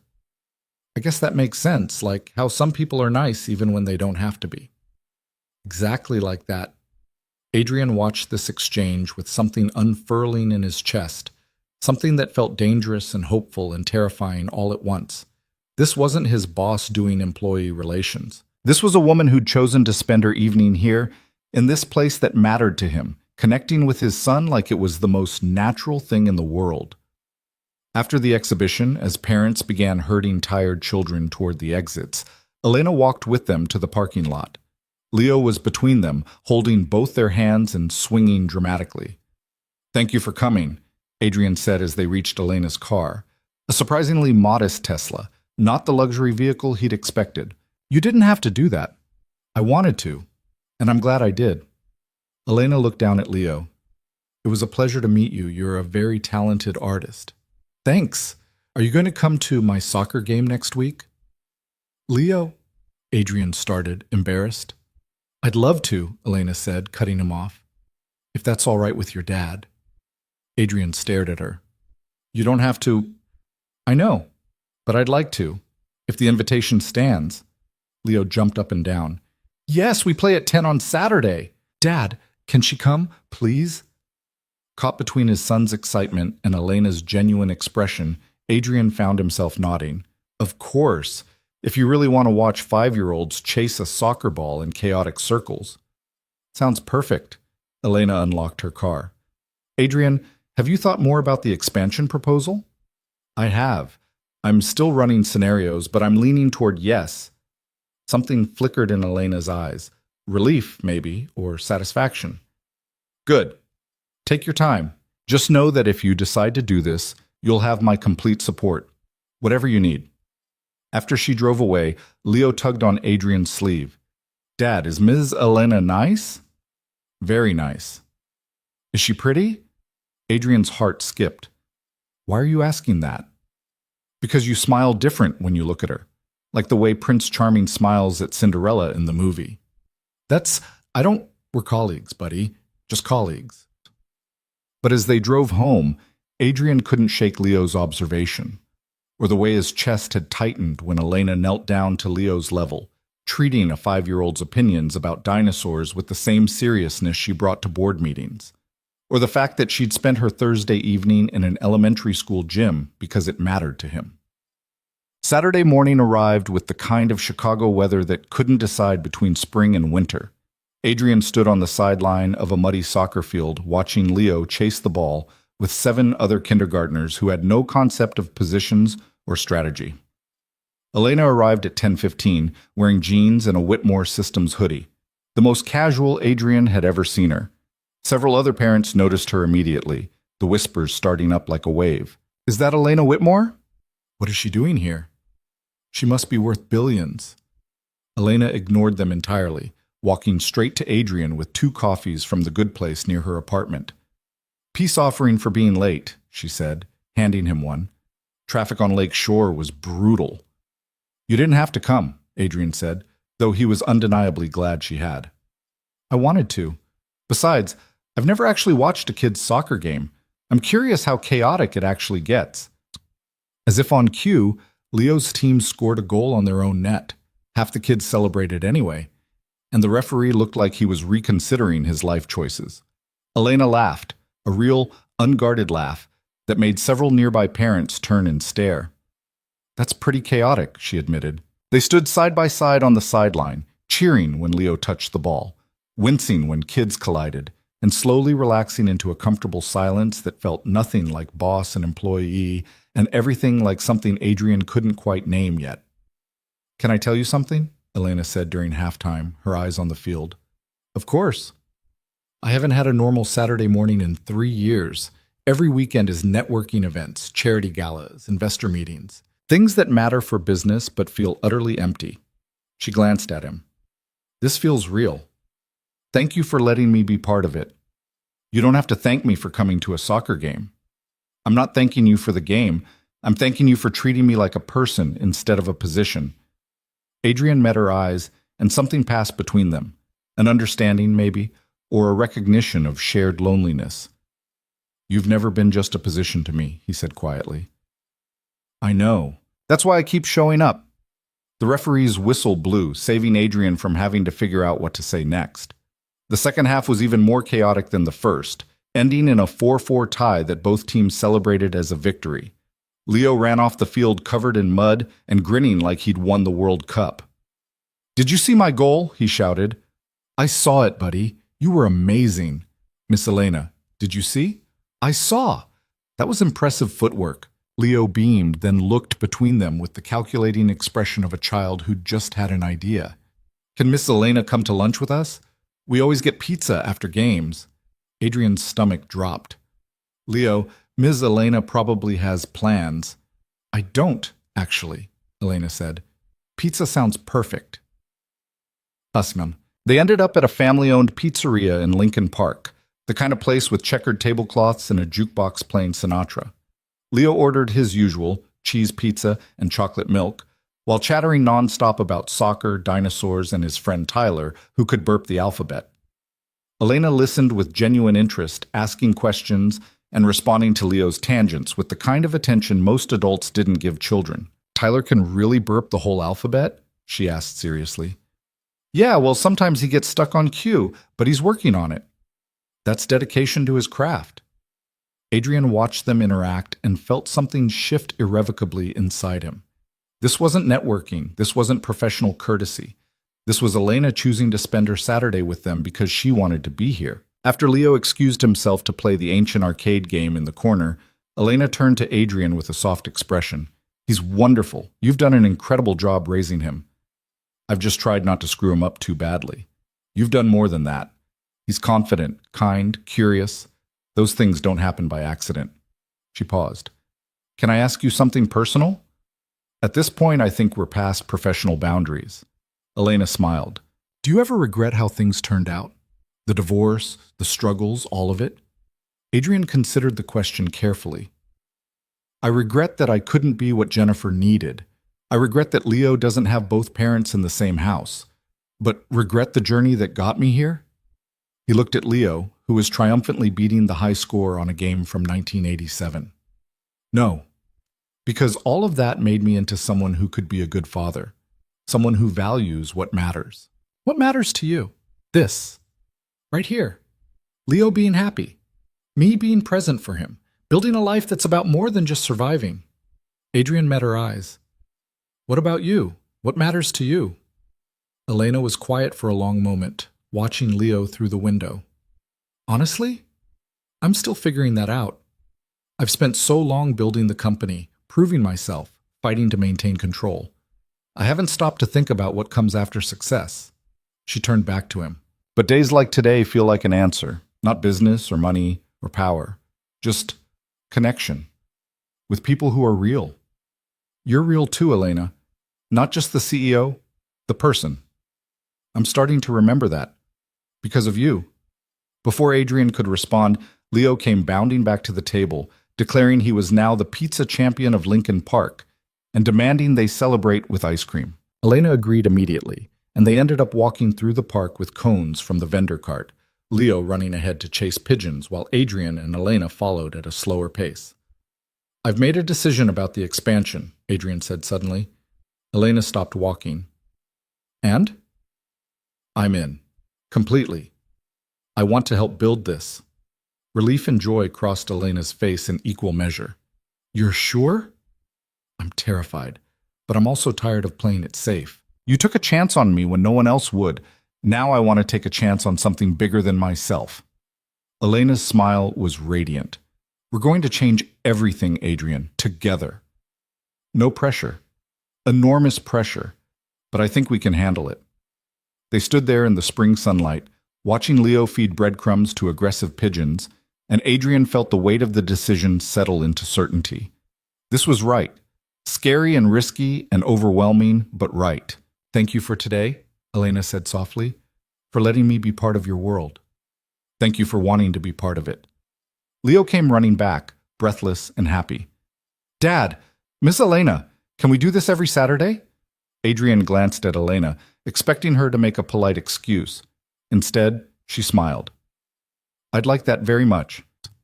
And in that moment, standing in a Chicago park with mud-stained soccer cleats and melting ice cream, Adrian understood with sudden clarity that something profound was happening between them. Something that had nothing to do with business and everything to do with two people who'd been invisible for too long finally being seen. The expansion project launched 2 weeks later with a press conference that positioned Whitmore Systems as pioneers of cooperative commerce. Adrian stood at the back of the room while Elena fielded questions from reporters, explaining the partnership model with the kind of passionate clarity that had built her empire. We're proving that business doesn't have to be zero-sum, she said into the microphone. That helping others succeed doesn't diminish our own success. This expansion will create jobs, strengthen communities, and demonstrate that profit and purpose can coexist. Robert, the hostile executive from the earlier meeting, stood near Adrian with his arms crossed. She's betting the company on idealism, he muttered. It's going to fail spectacularly. Or it's going to change the industry, Adrian countered quietly. Either way, at least she's trying something that matters. Robert snorted. You're as naive as she is. Maybe, but I'd rather be naive and trying than cynical and stagnant. Over the next 2 months, Adrian worked longer hours than he ever had, but this time it felt different. He wasn't working to prove himself or avoid failure. He was working to build something he believed in. Jennifer Chen led the logistics team with fierce competence. His other team members stepped up beyond his expectations, and slowly, incrementally, the expansion began to take shape. The first distribution center broke ground in Indianapolis. Partnership agreements were signed with 12 smaller logistics companies. The AI routing system went into beta testing, and through it all, Elena was there. Not micromanaging, but supporting. Asking smart questions, removing obstacles, trusting Adrian's judgment even when others questioned it. They fell into a rhythm of late-night work sessions in her office, reviewing projections over takeout food and strong coffee. Sometimes they talked about business. Sometimes they talked about everything else. Childhood memories, favorite books, the fear of failure, the weight of responsibility. One night, 3 months into the expansion, Adrian looked up from his laptop to find Elena watching him with an expression he couldn't quite read. "What?" he asked. "I was just thinking about that wedding, how I almost didn't approach you." "Why did you?" "Because you look like someone who needed to be reminded that he mattered, and I looked like someone who needed to remember what mattering actually meant." She smiled. "I think we both found what we were looking for." "I found more than I was looking for," Adrian said quietly. "So did I." The words hung in the air between them, heavy with implication neither of them was quite ready to name. Adrian's phone buzzed, breaking the moment. A text from Sarah. "Leo's asking when you'll be home. He misses you." Guilt flooded through him. He'd been so consumed with the expansion that he'd missed 2 bedtimes this week. "I have to go," he said, standing abruptly. "Leo needs me." "Of course, go. We can finish this tomorrow." As Adrian gathered his things, Elena stood too. "Adrian? You're an incredible father. Don't let this project make you forget that." "I'm trying to balance both." "I know. And you're doing better than you think." She touched his arm briefly. "See you tomorrow." He drove home through empty Chicago streets, his mind tangled with spreadsheets and partnership agreements, and the way Elena's hand had felt on his arm, brief and warm, and somehow meaning everything. When he got home, Leo was still awake, fighting sleep to wait for him. "Hey, buddy," Adrian whispered, sitting on the edge of Leo's bed. "You should be asleep." "I wanted to say goodnight to you for real." Leo's voice was small. "You work a lot now." "I know, I'm sorry." "It's okay. Sarah said you're building something important." "I am. But you're more important, always." Adrian smoothed Leo's hair back. "How about this weekend? Just you and me. No work, no phone calls. What do you want to do?" "Can we go to the museum? The dinosaur one?" "The Field Museum, absolutely." Leo's smile was sleepy and content. "Will Ms. Elena come too?" The question shouldn't have surprised Adrian, but it did. "Why would you ask that?" "Because you're happier when she's around, and she's nice, and she likes dinosaurs." Out of the mouths of children came uncomfortable truths. "Would you want her to come?" "Yeah, she's fun, and she makes you smile the way you used to smile before Mom left." Adrian's heart clenched. He hadn't realized Leo remembered him being different before the divorce. "I'll ask her," Adrian said. "But no promises, okay? She's very busy." "Okay," Leo yawned. "Dad, I'm glad you're not invisible anymore." "What do you mean?" "Sarah said you used to be invisible at work, but now people see you. I'm glad they finally noticed you're special." Adrian kissed his son's forehead, his eyes burning. "Thank you, buddy. Now sleep. Dream about dinosaurs." As he left Leo's room, Adrian pulled out his phone and stared at Elena's contact information for a long moment. Then he typed out a message before he could overthink it. "Leo wants to know if you'd like to join us at the Field Museum this Saturday. No pressure, but he thinks you'd appreciate the Brachiosaurus exhibit." The response came within minutes. "I'd love to. I haven't been to the Field Museum in years. It's a date. Well, not a date, just a museum visit with a 5-year-old guide. Whatever we call it, I'm looking forward to it." Adrian set down his phone and stood in his small apartment, surrounded by Leo's toys and the life he'd rebuilt from nothing, and felt something he hadn't felt in years. Not just hope. Joy. The simple, uncomplicated joy of knowing that tomorrow would be better than yesterday, and that he wasn't walking toward it alone. Saturday at the Field Museum began with Leo practically vibrating with excitement in the back seat of Adrian's car, asking for the 15th time if Miss Elena was really coming and if she knew that Sue the T-Rex was the most complete skeleton ever found. Yes, she's really coming, and I'm sure she'll be fascinated by your dinosaur facts, Adrian said, pulling into the museum parking lot. Elena was already waiting by the entrance, wearing jeans and a light jacket, her hair down instead of pulled back in the professional knot he was used to. She looked younger like this, more relaxed, and when she smiled at them approaching, Adrian felt his heart do something complicated in his chest. "Leo, ready for the dinosaur expedition?" she called out. "Miss Elena!" Leo broke free from Adrian's hand and ran to her. "Did you know that the Brachiosaurus wasn't actually the biggest dinosaur? That's a common misconception." "I did not know that. Please tell me everything." As they walked through the museum halls, Leo narrated with the enthusiasm of a 5-year-old paleontologist, and Elena listened like he was delivering a doctoral dissertation. Adrian hung back slightly, watching them together. This woman who commanded boardrooms and built empires, kneeling down to Leo's level to examine a fossil display with genuine interest. Other visitors recognized her, some doing double takes, a few attempting to approach for photos. Elena politely declined each time, keeping her attention on Leo, and Adrian realized with sudden clarity that she wasn't here for publicity or networking. She was here because she wanted to be. They spent 3 hours exploring exhibits, eating overpriced museum pizza, and watching Leo explain the Cretaceous period to anyone who would listen. At one point, in the Hall of Gems, while Leo was distracted by a massive meteorite, Elena stood beside Adrian in front of a display of uncut diamonds. "Thank you for inviting me," she said quietly. "I needed this more than I realized." "Needed what? Dinosaurs and pizza?" "Normalcy. A reminder that there's life outside of quarterly reports and expansion strategies." She glanced at him. "A reminder of what actually matters." Adrian turned to face her fully, the museum crowd flowing around them like water around stones. "Elena, can I ask you something?" "Anything." "What are we doing here? Not at the museum? I mean, what is this?" He gestured between them.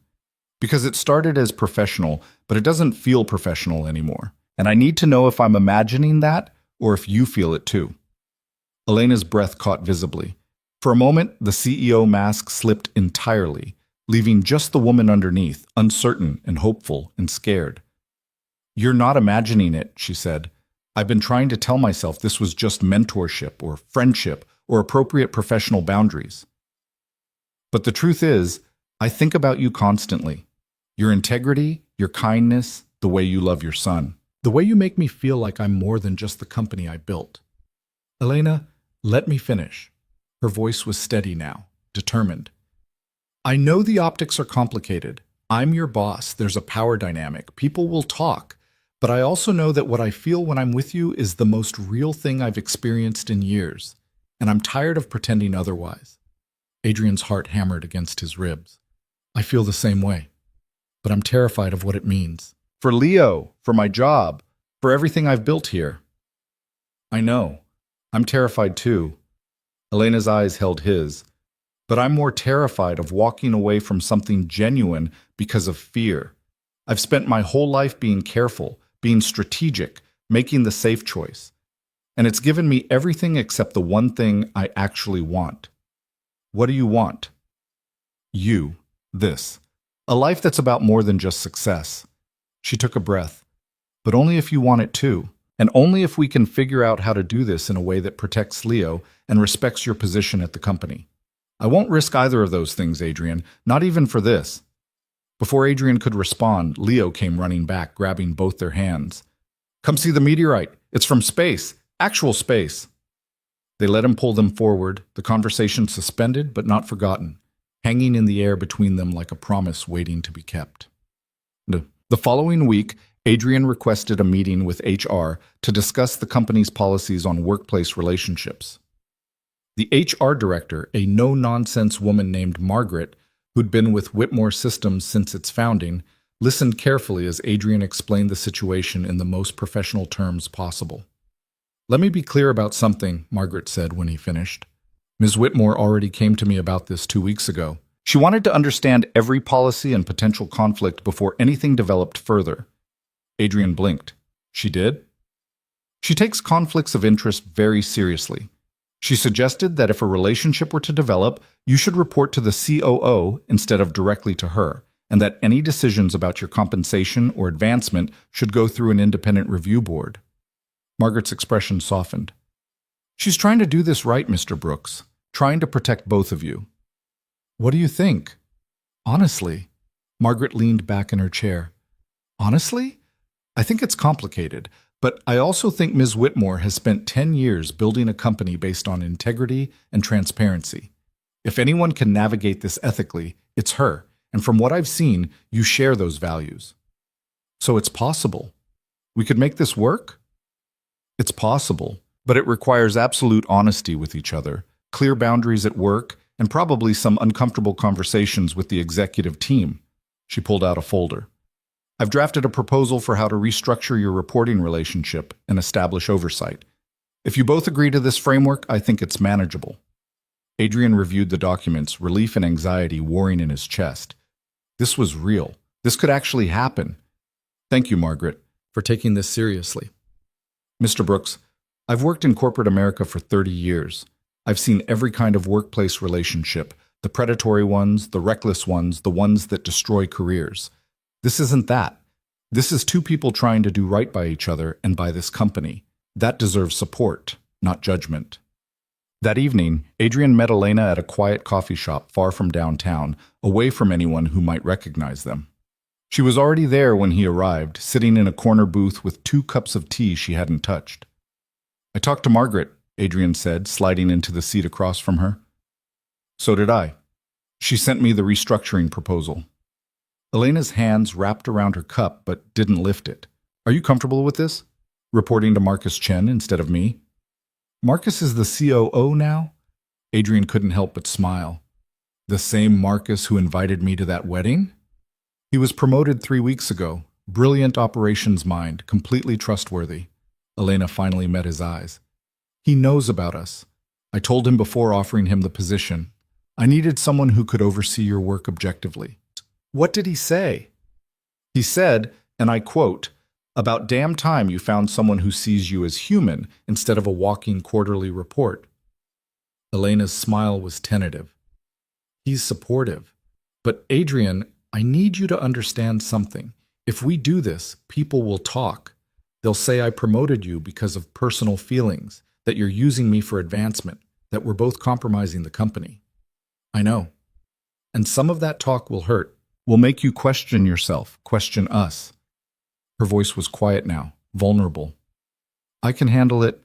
I've dealt with worse, but I need to know you can handle it too, that it won't poison what we're building. Adrian reached across the table and took her hand, the first time he touched her like this, intentionally, intimately. Her fingers were cold and trembling slightly. Elena, I've spent 5 years being invisible, being undervalued, watching other people get credit for my work. I've been divorced, broke, and so defeated I could barely get out of bed some mornings. I survived all of that.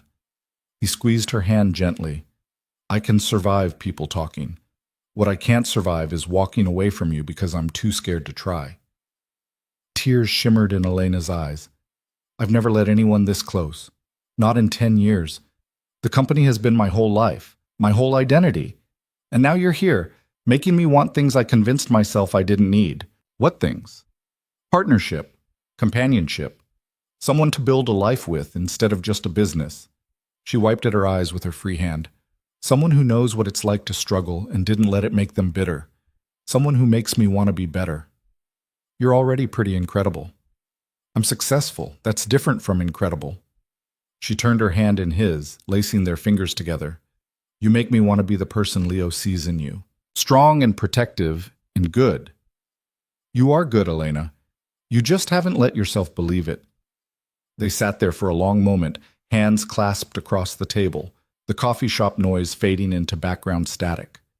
This was the moment, Adrian realized, the point where they either stepped forward together or stepped back into safety. So we're doing this? He asked quietly. For real? We're doing this. Carefully, thoughtfully, with clear boundaries at work. But yes, We're doing this. Elena's smile was tremulous and beautiful. I'm terrified. Me too. Good. Means we're both taking it seriously. The expansion project reached a critical milestone 6 weeks later when the Indianapolis Distribution Center went fully operational. Partnership agreements were finalized with 18 regional companies, and initial data showed a 15% efficiency increase across the network. Elena called a company-wide meeting to announce the results, and Adrian stood at the back of the auditorium watching her command the room with the kind of confidence that had first caught his attention at that wedding. But now he knew what lay beneath that confidence: the doubt, the loneliness, the fierce determination to prove that business could be different. Now he knew her. After the meeting, Marcus Chen caught Adrian in the hallway with a knowing grin. The expansion numbers are incredible. You should be proud. It was a team effort. It was your vision executed brilliantly. Marcus lowered his voice. Also, you and Elena aren't as subtle as you think you are. The way you look at each other during meetings is basically a romantic comedy. Adrian's face heated. That obvious? To anyone paying attention, yes. But for what it's worth, I think it's good for both of you. She's been married to this company for too long, and you've been selling yourself short for years. You balance each other. People are going to say I don't deserve my position. Let them. Your results speak for themselves. The expansion succeeded because you're legitimately talented, not because you're dating the CEO. Marcus clapped him on the shoulder. Besides, anyone who knows Elena knows she'd never compromise her company for personal reasons. The fact that she's with you means you've earned it in every way that matters. That evening, Adrian picked up Leo from after-school care and found his son unusually quiet during the drive home. Everything okay, buddy? Adrian asked. Dad, is Ms. Elena your girlfriend? Adrian's hands tightened on the steering wheel. He'd been dreading this conversation, knowing it was inevitable, but not knowing how to handle it. Would that bother you if she was? Leo was quiet for a moment, thinking with the seriousness he brought to important questions. I don't think so. She's nice, and she makes you happy. But does that mean you don't love Mom anymore? Adrian pulled over to the side of the road, turning in his seat to face his son properly. This conversation deserved his full attention. Leo, I will always care about your mom. She gave me you, which is the best thing that ever happened to me. But sometimes people who love each other can't be together anymore. That doesn't mean the love was wrong. It just means it changed. Like how I used to love strawberry ice cream, but now I love chocolate better. Adrian smiled despite the weight of the conversation. Kind of like that, yeah. And Elena isn't replacing your mom. Your mom is your mom, always. Elena is someone different, someone who makes me happy in a new way. Does she make you smile like you used to? She does. Then I think it's good. You were sad for a really long time, Dad. I'm glad you're not sad anymore. Leo paused. Can I still call her Miss Elena? Of course, call her whatever feels right to you. Okay, can we have tacos for dinner? And just like that, the momentous conversation shifted to the immediate concern of dinner, the way it always did with 5-year-olds. Adrian pulled back onto the road, relief flooding through him. Leo was okay with this. Better than okay. That night, after Leo was asleep, Adrian texted Elena. I told Leo about us. He approves. His exact words were, she makes you smile like you used to. He said that? He's been watching me be sad for years. Apparently I'm not as good at hiding it as I thought. Kids see everything. How do you feel? Relieved? Grateful? Terrified that I'll somehow mess this up? You won't. And if we mess up, we'll fix it together. That's what partnership means. When did you get so wise? I've always been wise. You're just finally paying attention. I'm paying attention to everything about you. Good. Keep doing that. 3 months later, Robert, the hostile executive who'd questioned Adrian's hiring from the beginning, made his move. He called a board meeting without Elena's knowledge and presented a case that the expansion was financially reckless, that Adrian's relationship with Elena represented a conflict of interest, and that both of them should be removed from the project. Elena found out 30 minutes before the meeting when a sympathetic board member called to warn her. They're trying to stage a coup, she told Adrian in her office, her voice tight with controlled fury. Robert's convinced 3 board members that we're compromising the company for personal reasons. What do? We go to that meeting and we show them exactly why they're wrong. Elena's eyes were steel now, the CEO mask fully in place.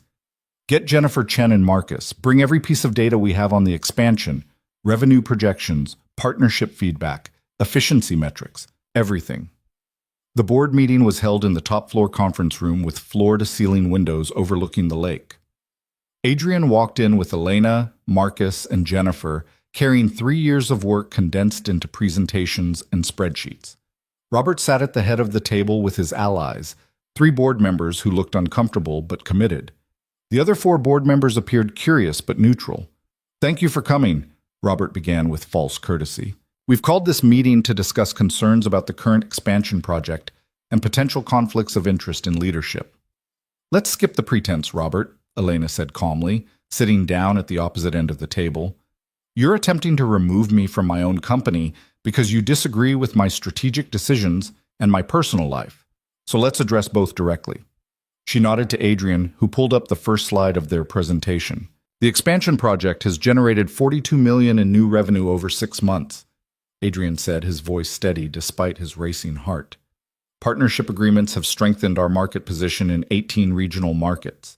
Client satisfaction scores are up 23%, and operational efficiency has improved across every metric we track."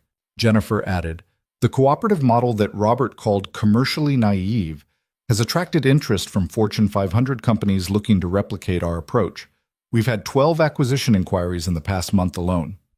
"All of which we've declined," Elena interjected, "because this company's mission is to prove that ethical business practices are more sustainable than predatory ones. A mission some of you seem to have forgotten." Robert's face reddened. "The numbers don't address the fundamental conflict of interest.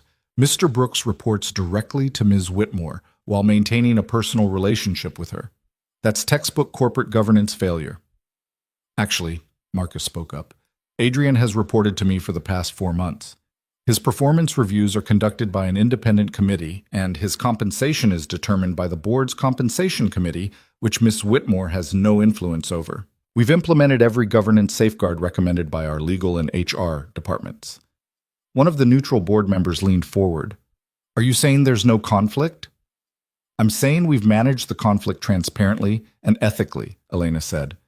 "Adrian's results are independently verified. His team's feedback is overwhelmingly positive, and his contributions to this company's success are documented and measurable. My personal relationship with him has zero impact on his professional performance or advancement." "But it looks bad," Robert insisted. The optics, Elena cut him off, her voice sharp now, "are that a successful female CEO is being questioned for dating a talented colleague while male CEOs do the same thing constantly without scrutiny. The double standard is the problem, Robert, not my relationship." Silence fell across the room. Adrian felt his heart hammering but forced himself to speak. "If my presence at this company is causing problems, I'll resign. The expansion can continue without me. Elena's vision is what matters." "No." Elena's voice was firm. "You will not resign because a few men with fragile egos can't handle competence they didn't expect. We've done everything right. We've been transparent, ethical, and successful. If the board chooses politics over results, that's their failure, not ours." The board chair, an older woman who'd been silent until now, finally spoke. "I've reviewed the documentation Ms. Whitmore provided before this meeting. The conflict of interest protocols are thorough and well implemented.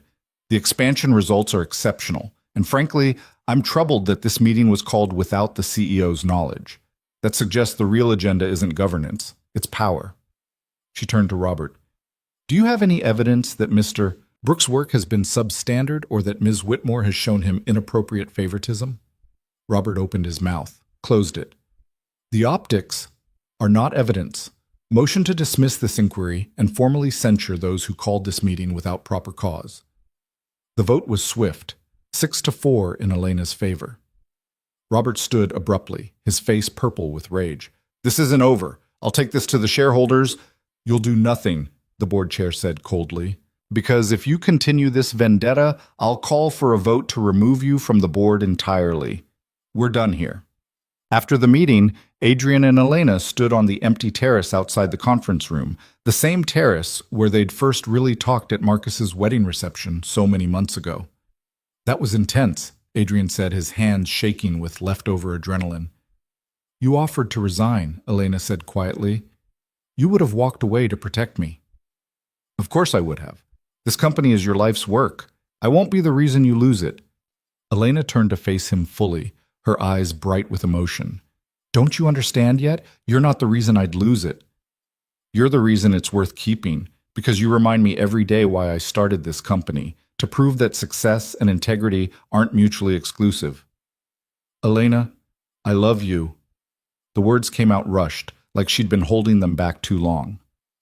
I love your honesty, your kindness, the way you love your son, the way you see the best in people. I love that you make me want to be better than I am. And I'm terrified of that, but I'm more terrified of not saying it. Adrian's breath caught. He'd known, of course, had felt it building between them for months, but hearing her say it made it real in a way nothing else had. I love you too, he said, the words feeling both enormous and simple. I love that you saw me when I was invisible, that you believed in me when I didn't believe in myself, that you show up to kindergarten soccer games and art exhibitions because they matter to the people you care about.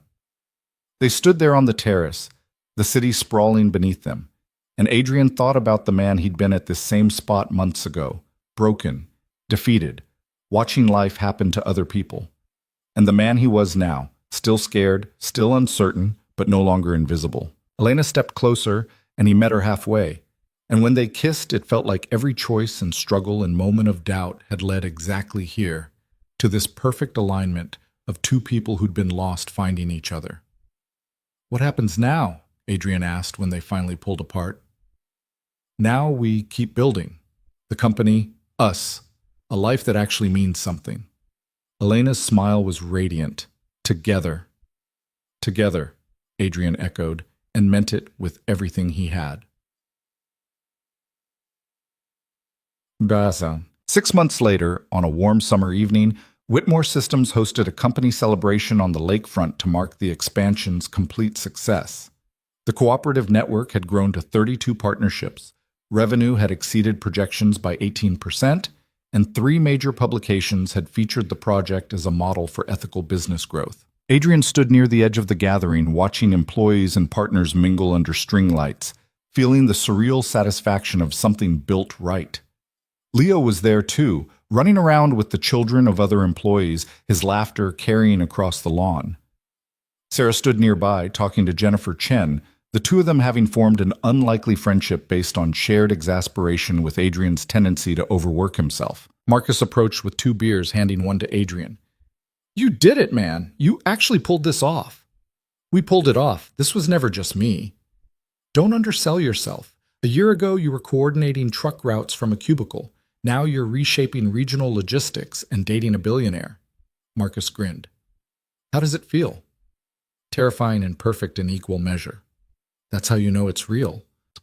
Elena found him a few minutes later, slipping her hand into his with the casual intimacy of people who'd stopped hiding. Having fun? She asked. Watching Leo chase fireflies with other kids while celebrating a project we built together? Yeah, I'm having fun. He's happy. You've done an incredible job with him, Adrian. We've done an incredible job. He adores you, you know. Asked me last week if you were going to be his stepmom someday. Elena's eyes widened. What did you tell him? I told him that was a decision we'd make together when the time was right, but that I hoped so. Adrian turned to face her fully. Was that presumptuous? No, it was perfect. Elena's smile was tremulous and joyful. I hope so too.